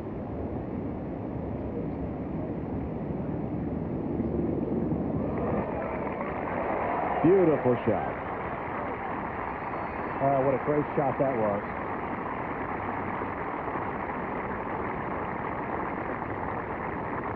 But he had plenty of practice back on the other hole. So. Back on 14, you bet he did.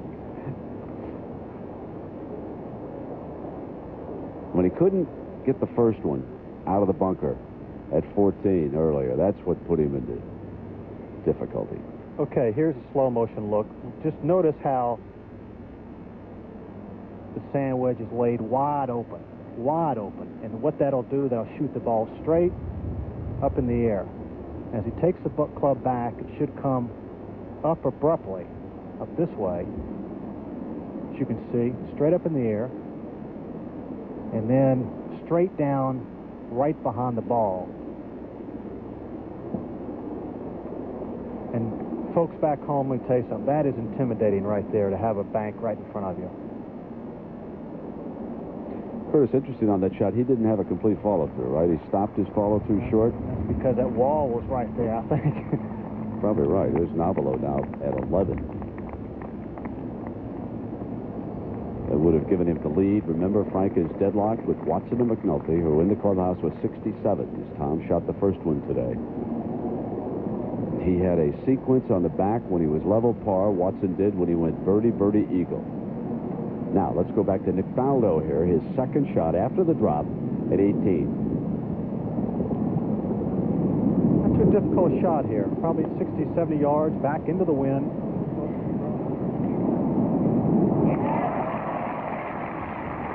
perfect shot. And after that tee shot, Nick Faldo with an opportunity for a birdie.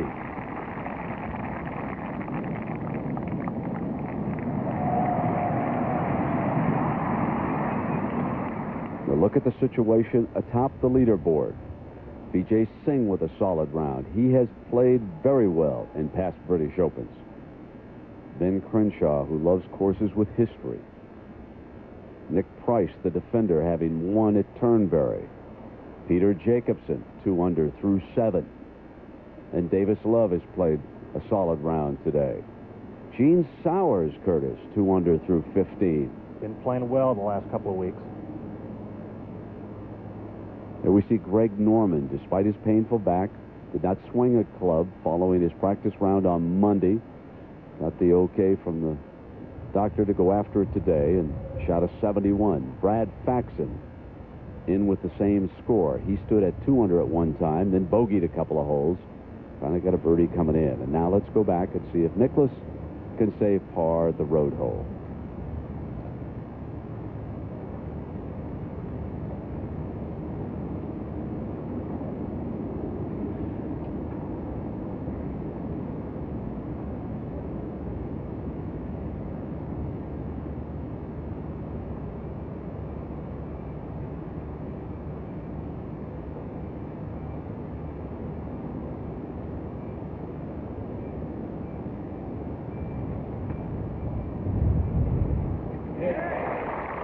Nice up and down.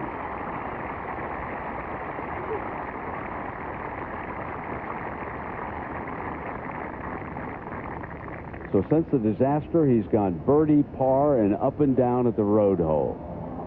Now back to Faldo. And Curtis, I was reminded by our producer, Jack Graham, a year ago on the 17th, Nick Faldo hit the wrong ball, wound up with a 75, and then played his way back into it, just like you said.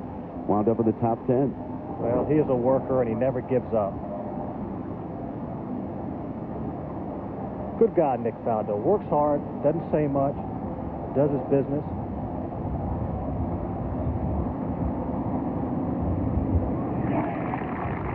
How's that for a birdie? Grandstand drop. Good solid second shot, and a 74 for Nick Faldo.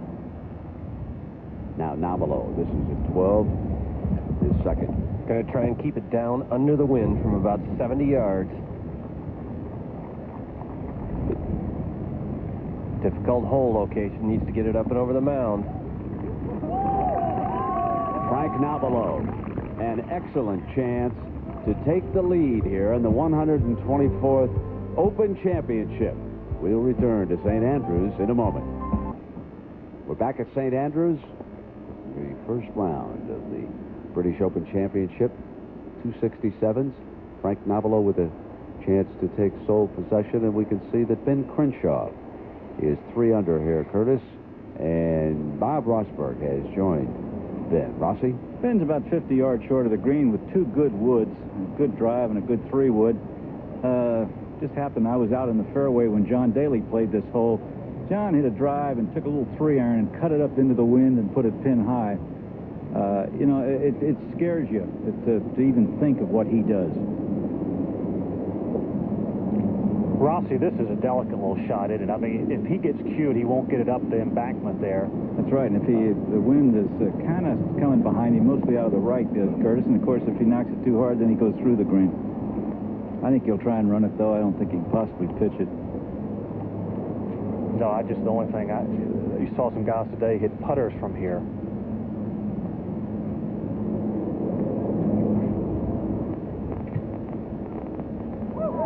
It's not bad, though, right here.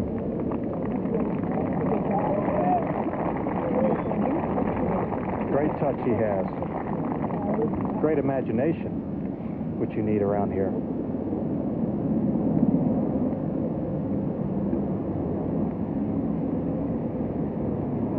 And Ben gets fired up for the majors, doesn't he?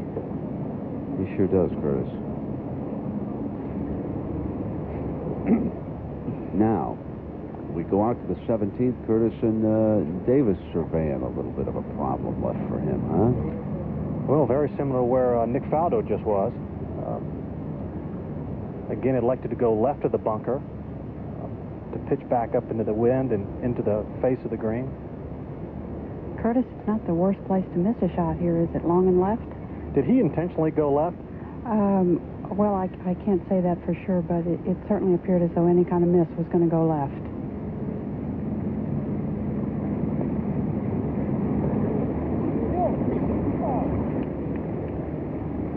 Well, the ball tried to spin and didn't quite take it. Tell you, Faldo didn't get up and down from back there either. Judy, haven't they put another grandstand back there to eliminate some of the bailout zone? Well, didn't the RNA make that a little bit tougher shot back there? Not really in this area, because this is an area that would be just off the front left corner of the 18th tee.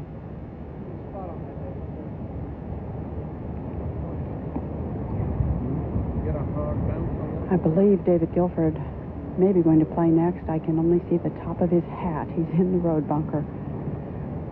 Payne Stewart has hit it just off the right edge of the green. Have to play a little shot up the bank.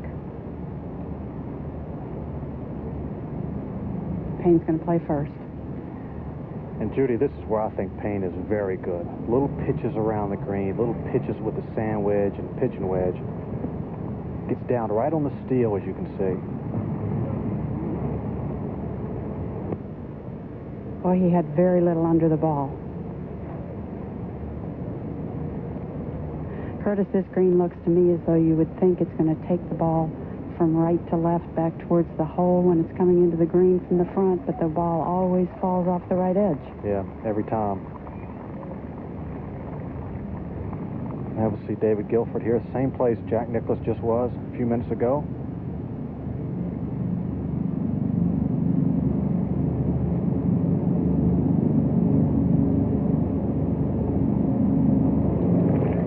Wonderful shot. Must not be that difficult, Brent. Instead of bailing out, you guys should go right into that bunker.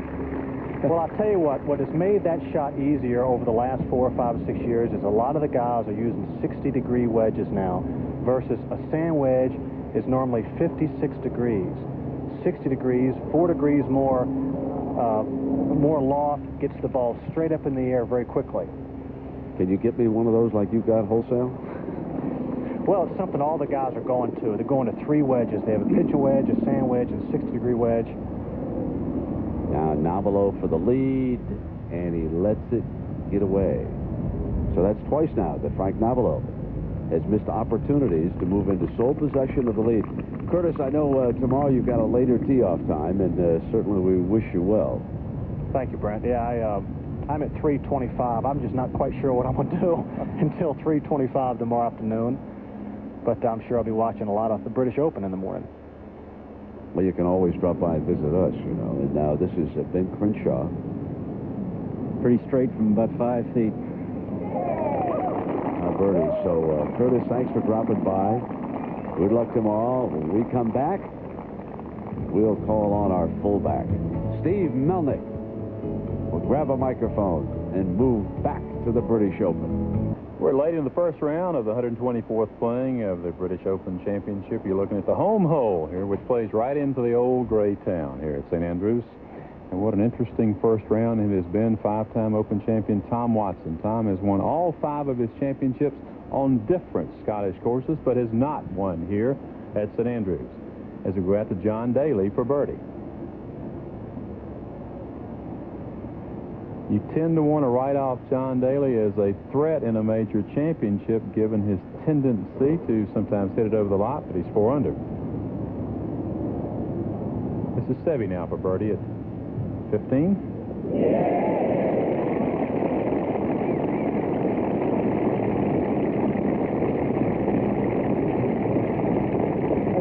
Played horribly last week at the Scottish Open at Carnoustie. Did not make the cut. Did not break 80.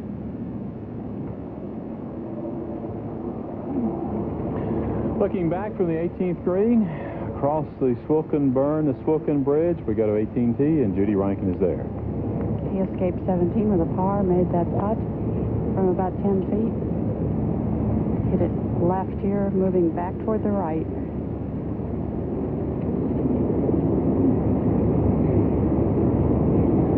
Judy, while the wind has died down, we saw players earlier today knock it on this green. Does Davis have a shot at it? Well, he may very well have a shot at it. He has the driver out.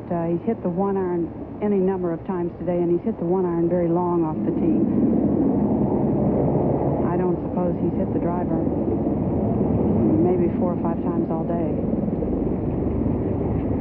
But here goes, a little wind from the right and helping.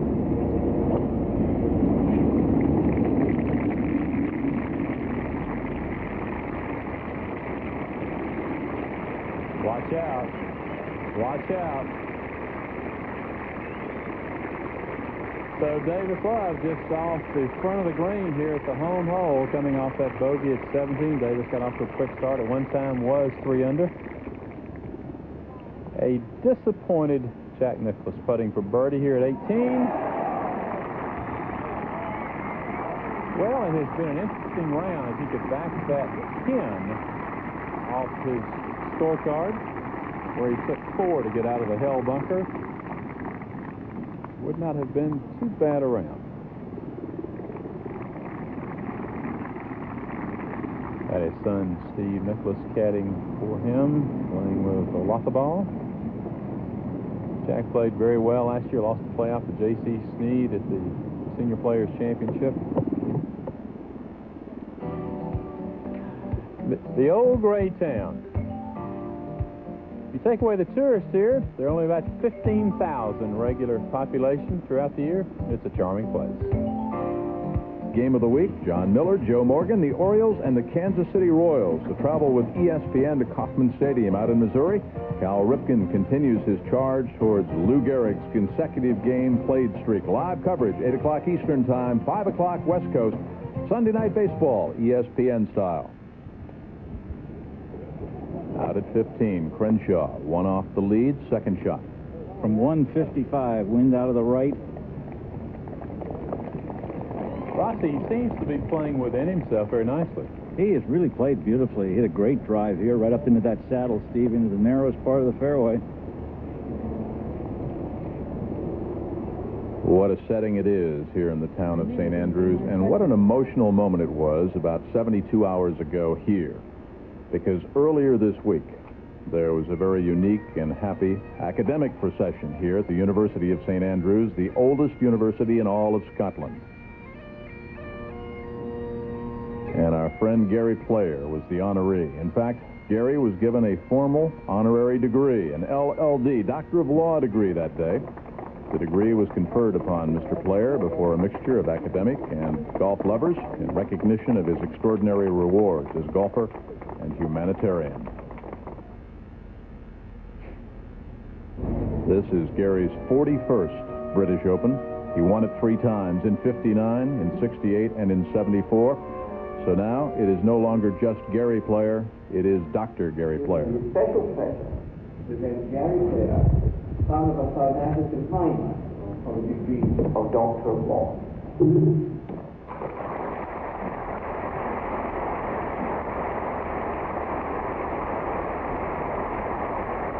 He is just the second golfer so honored by the University of St. Andrew. The other, Gary's good friend, Dr. Jack Nicklaus.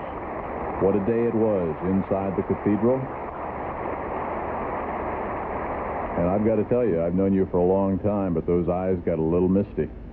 Very much so, Jim. You know, when you think that this was founded, this university, in the year 1410, as you so aptly said, and you go into that cathedral and you see the workmanship of those people that existed in those times, and the tradition and the history, not only of the university, but of the whole town, which you fellows are putting across to the American audience so well. It's something very, very unusual to play on a golf course like this that was built that length of time ago without modern machinery, and the vision that they had that could stand the test with all the, you know, improved equipment today is quite unbelievable. For a man like yourself, who came from, let's say, humble beginnings in South Africa, to be so honored, I mean, inducted by the RNA here last year in '94, now a law degree at St. Andrews University. What are your thoughts when you see that video, when you file out and you hear the fife and drum, and you kneel down to be honored?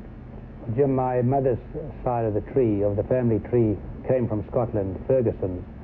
And my brother sent me a fax saying that the Ferguson clan and your mother would be very proud today. So I humbly accepted that. That's the only thing I can say, meaningfully and humbly accepted that, because this is a great honor. And, you know, we're all seeking wisdom. We all want to get wiser as we get older. But when you come over here, they certainly have the history. History is a wonderful thing, and when you come over here, you really appreciate it. And all I can say is that I'm very thankful for that particular degree. Then as we followed your round today, right, 59 years young, you turned back the table at times. I detailed, I mean, I've been there when you've been working out, when you've been popping the vitamins. I mean, you're a health devotee. I mean, a 1 under 71, you're in the hunt. Well, when you're nearly 60 years of age and you go around in 71 on these types of conditions, you feel very good. And yes, I do take great pride in the fact that I exercise. I use the weights, I use the Nautilus weights, and work out 3-4 times a week. And it's strange because many years ago when we started to do that, they all said, well, you'd be muscle bound and you wouldn't be able to play. But all sportsmen and sportswomen today are using weights and training, and if you don't, you're going to be left behind in the near future.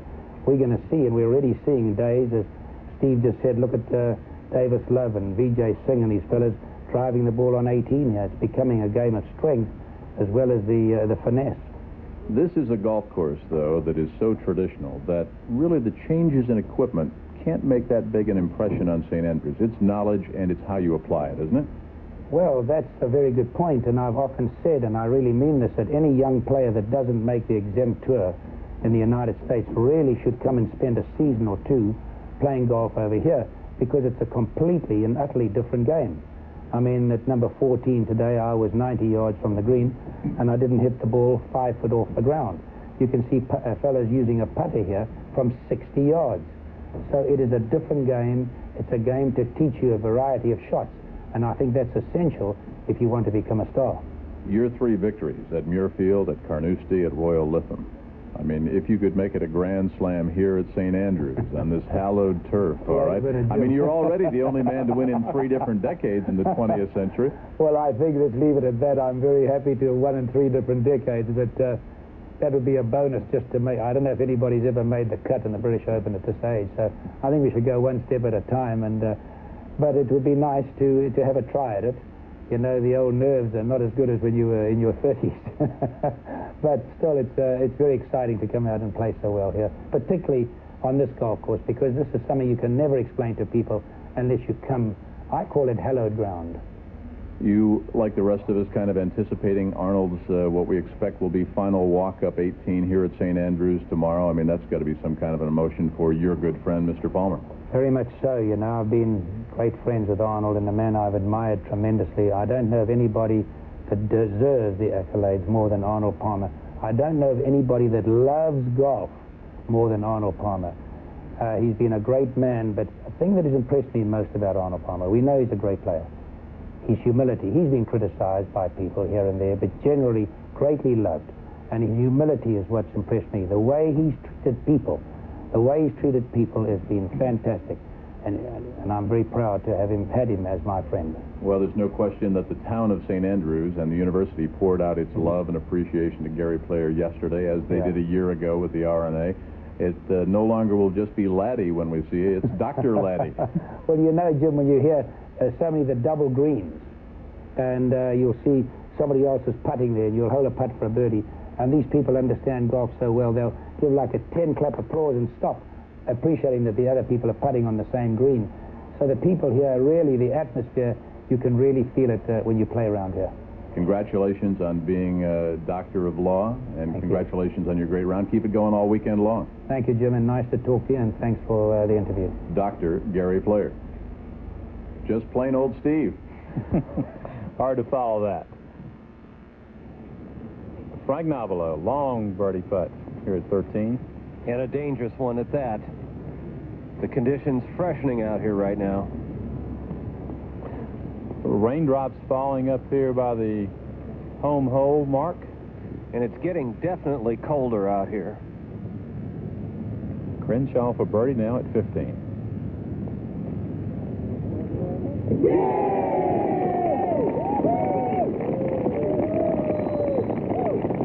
He will amaze you coming out of nowhere. Will Crenshaw play well as raindrops begin to fall here at St. Andrews, 124th playing of the Open Championship. You see the lead of the board there behind the 18th green. They've changed the score of Davis Love. He two-putted from just off the front of the green, made birdie at the home hole, finishes 2 under for a round of 70, which included 5 birdies in Davis Love's round today. Craig Nobilo now for par. Another 3-putt for Nobilo. Central Casting should look to Nobilo and perhaps cast him as Jean Valjean. Has that wonderful look to him. Now, Peter Jacobson, one of the late tee times here at the Open Championship. They can run as late as 4:25, I believe, today. How many times have you seen Les Miserables? The premise, by the way, for The Fugitive, right? Yes.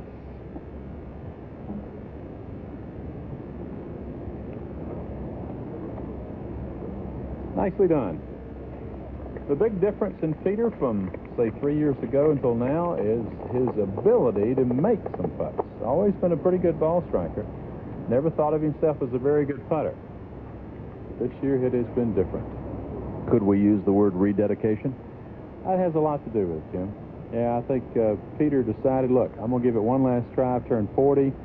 We had him for a while in broadcast. He was terrific, but I think he really wanted to post some more low scores. As we go down to 18, the home hole, and the king.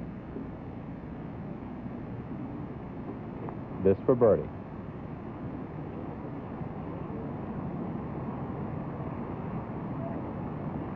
This has to be a disappointment for Arnold. He played very well in practice rounds and just couldn't get anything going. Missed a short putt at the first hole today. First look at Ernie Els for birdie. Yes. In fact, it was Nobilo who challenged Els at Oakmont in the summer of '94. Els, of course, prevailed in the 3-man playoff. Lauren Roberts and Colin Montgomery. And a strange story for Tiger Woods. Really got off to a horrible start. Made a 7, a quadruple bogey 7 at the second hole. He's parred every hole other than that disastrous second. Played the Scottish Open last week at Carnoustie in an attempt to acclimate himself with the conditions here. Started out reasonably well, was 4 under par after 2 rounds, and then faded late to finish about 40th in the field.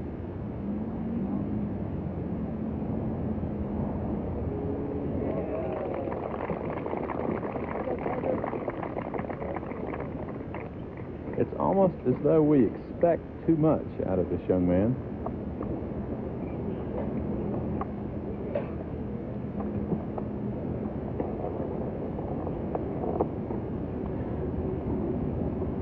This is Johansson now for par at the par 3 11th.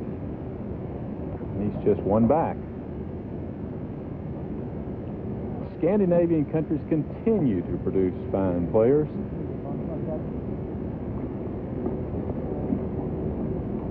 We Americans tend to want to become very provincial in our view of golf around the world, but quite frankly, there are a lot of good young players on the European Tour who are very competitive. I got it. You got it right out here.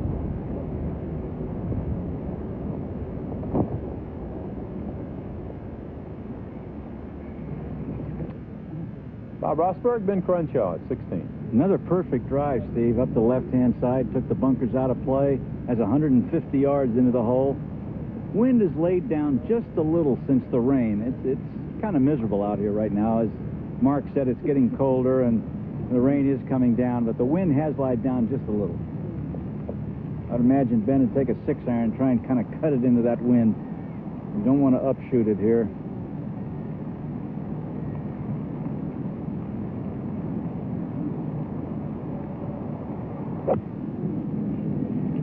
Punch move through the ball.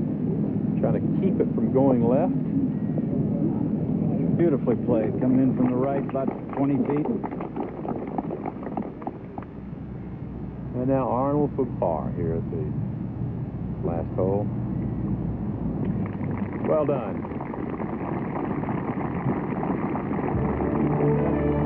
Hard to imagine that the first shot fired. And some flowers in the Swilken Burn, and there's some puddles as well, and some raindrops as the umbrellas have come out.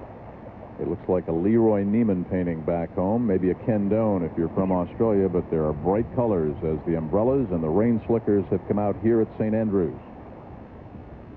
Back to 11 on the tee, Ernie Els. 2 under par at this point. You know, he's prepared for this tournament very quietly. Didn't get a lot of attention.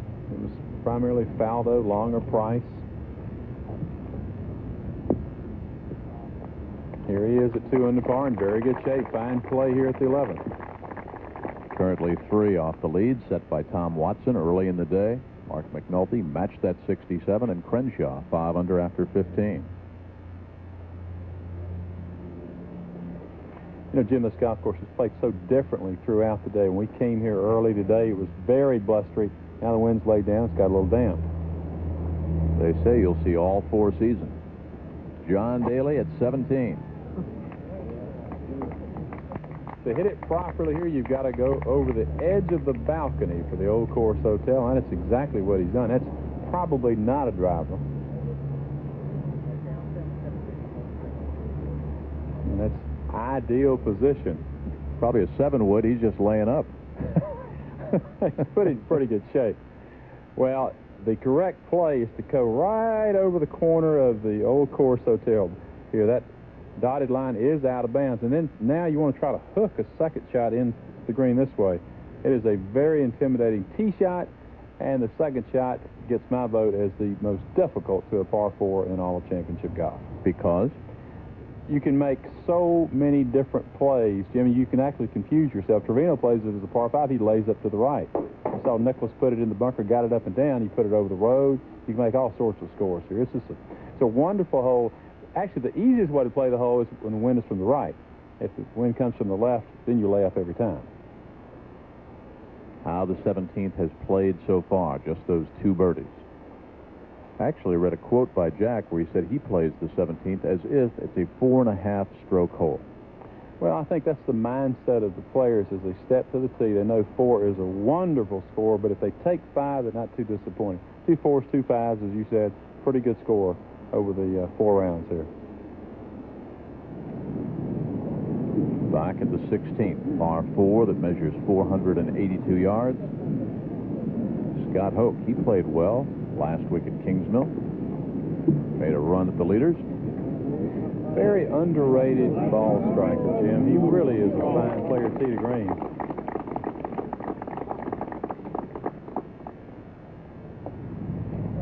Johansson second, out at 12, 3 under and 2 off the lead.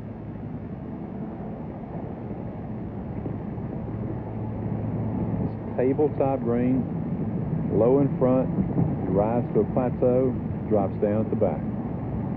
A couple of pot bunkers there, Steve, you cannot see. You really have to be careful off the tee. Mark O'Meara said this morning you needed a driver to get past the pot bunkers. It looks like Johansson's laid well back, so he left a much longer second shot. As you can see, very difficult to get a shot close to that flagstick.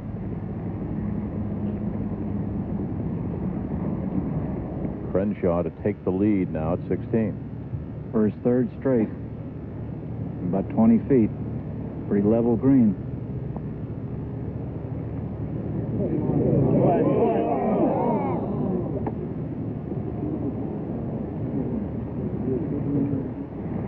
Nicholson, second shot back at the par 4 12.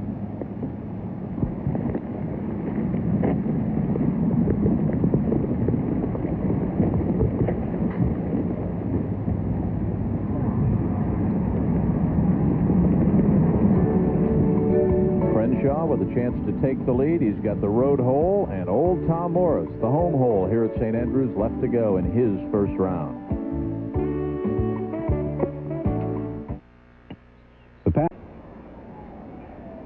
If you'd like to meet Mr. Melnick, he'll be there in about 25 minutes. with all the Melnicks. Back to 10. Excuse me, this is 11. Tiger Woods. Steve already detailed that 7 at the second hole. Well played tee shot here. And he let one get away. That triple bogey 7 at the par 4 second, his undoing. And he's hung in there. Mickelson, what a round. Started off bogey, and he's got it going back to 2 under. Whoa. Take a chair.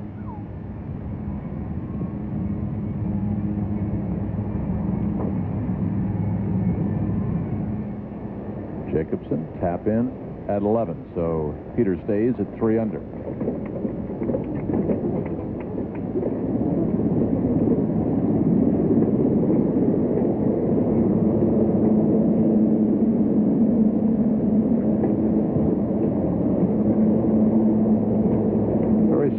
Showing, Steve Melnick, by the American players. There are 55 Americans in the field this year, 41 at Turnberry, so many more coming to the old course. Larry Mize, second shot. I think as Tom Kite said last year, you can't win the British Open if you don't enter.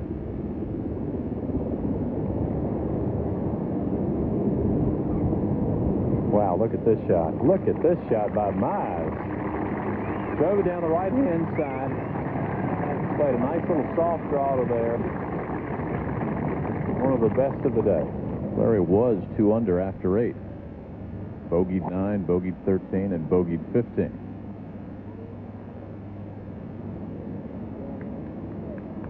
The inventive one.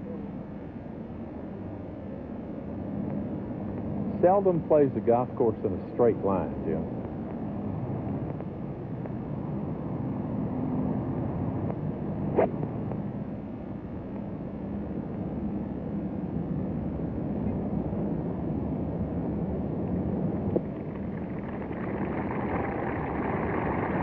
Of course, one change from Turnberry now, the British Open does count as official money, right? I think that's why you're seeing more Americans over here. They felt like they were losing a week on the American Tour, although I really kind of have to question that mindset. Daly. John Daly has a lot of golf shots. We tend to want to say, Jim, all he does is hit it a long way. Yeah, he's 4 under par, and has just played this so beautifully. 3-wood, a little hook on his second shot there. And told me a couple of years ago at the Mexican Open, right during his suspension, he said, Jim, he said, you can't imagine what it's like to be John Daly and have to stand in front of the mirror every morning and chase away those demons. I mean, he does bear a big burden. He needs some way to exercise those demons. He's not drinking anymore. And I think it's been pretty tough on him not having an outlet, if you will, when you're as wound as tightly as he. Back to 14, Nabilo, 4 under par, 1 off the lead. Frank's got a third shot here of about 80 yards. Not an easy shot. His ball is in the middle of the fairway, but on an uphill lie, which is going to tend to shoot it up into the air, and the wind is into his face. Hole cut right over a huge mound today.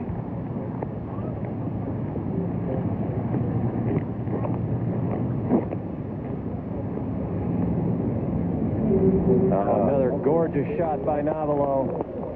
But for a few putts, he could be 6 or 7 under real easily.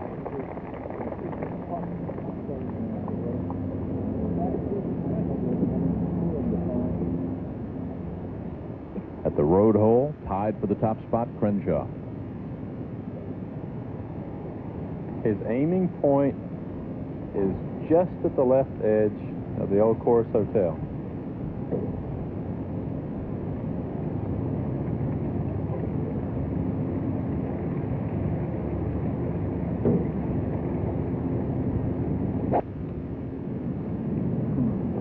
Hooked it off there, and it's perfect.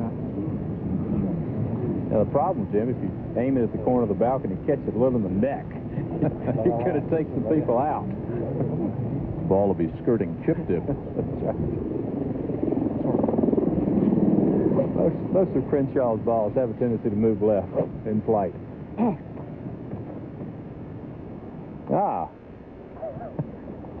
One off the lead, and time for a little snack. Is this the first course for dinner tonight?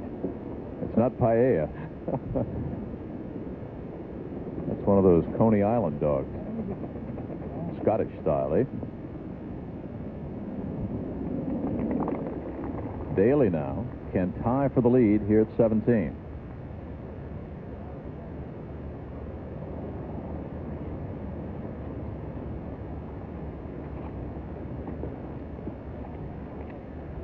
Slow down, slow down. Well, you'd hate to make bogey here after playing 2 fine shots as he did to reach this par 4 green.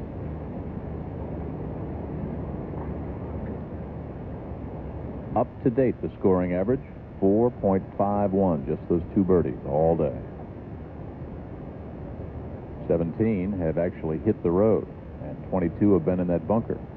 What a great up and down by Jack, huh?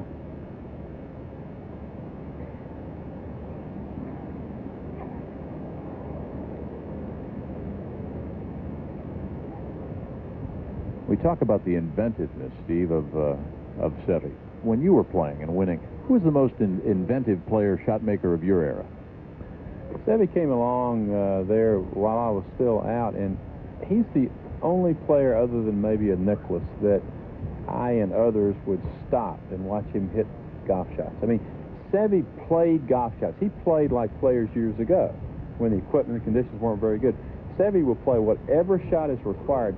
His problem, Jim, throughout his career, he was so good, he could not handle the marginal shot. He expected so much of himself. A little bit like Weiskopf. Weiskopf knew he was good. Seve knew he was good. They seem to have found a buffet. That's one of the big differences between the European Tour and the American Tour. You know, in America, they eat power bars and granola and bananas, and here Frank's got a gigantic hot dog.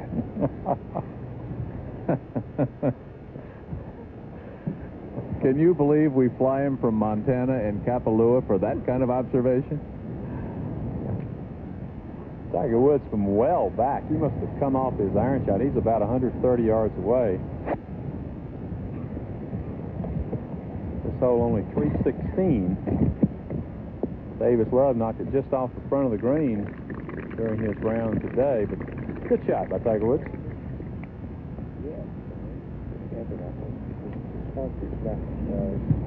Day that started out with a fairly brisk breeze, then it backed down. You heard Curtis talking about it when he and Brent were on for a while. The fact the breeze basically stopped. Now the rain comes in and wind with it. Seve at 17. Breaks left and then back to the right at the end. Oh, right on the jaws.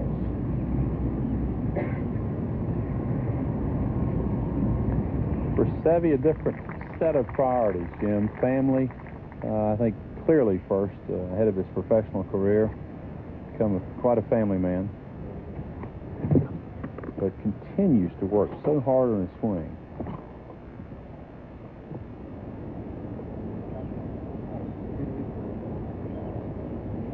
Well, the snack has been consumed, and with that, we go to 14 to see if Nabilo is a little energized. This would move him into a tie at the top. The kind of shot he played at this par 5 is a shot that you're seldom, if ever, asked to play on the American Tour. The bounce comes into play. He had a shot from, say, 50 yards away that you could have used one of 4 clubs with which he properly played the shot. Played the bump and run, played it very nicely. Certainly the kind of shot the American players don't practice. They really don't have the kind of a place to practice that shot. Mark, I'm of the opinion there's a sameness to course setup every single week. Fairway height, rough height, fringe height, and the lob wedge out of the deep grass is all they play when they miss the green.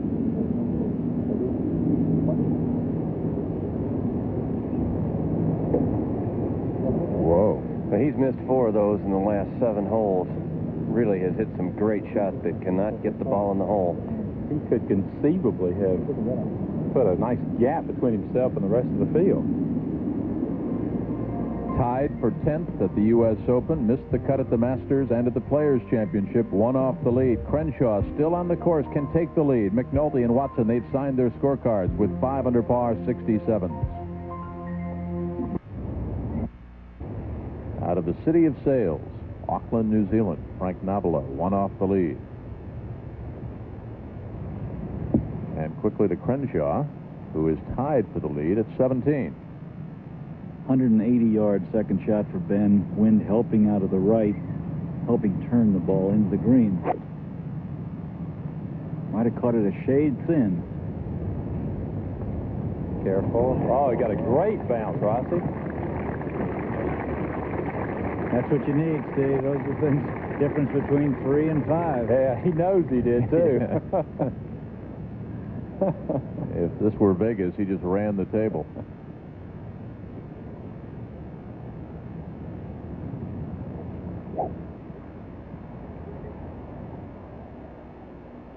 Daly, after letting one slip away at 17, rips it here at 18. Oh, he's hooked it. Hit a big sweeping hook. Over there where Faldo hit it. That'll be over in the Nick Faldo drop area. Well, if he just hits it at all, he didn't have to kill it to knock it on 18 today. Look how far down that is. There is out of bounds down the entire right-hand side. If you do miss it, you want to miss it left.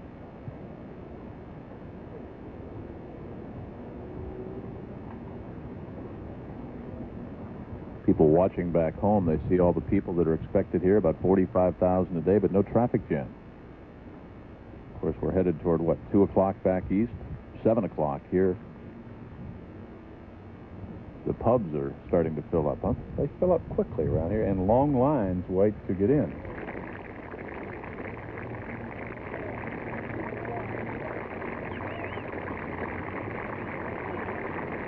People camped out all day at the road hole to see what adventures lie before these players.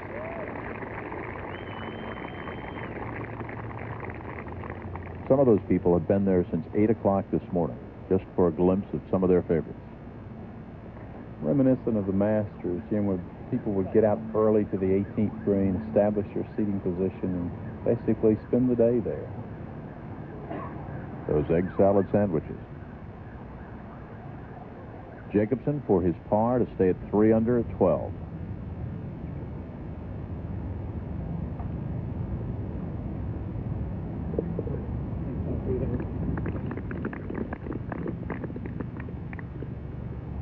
Already in at -3, Corey Pavin, the U.S. Open champion, Steve Lowry, Darren Clark, David Guilford, and Jim Gallagher Jr.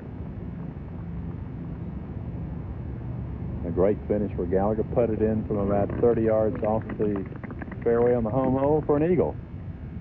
Watson in the lead, but Crenshaw could be your first-round leader with a birdie at either 17 or 18. We'll come back and put a period on things. You come back with us.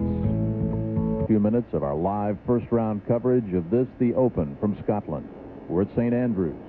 As you check some of the scores, you look at the leaderboard. We've touched on it a little bit, Steve. A great showing by the Americans in the early going. I mean, Peter Jacobson is up there at 3 under par. Gallagher's in the house. Corey Pavin, Crenshaw. What more could you ask for? Watson leading.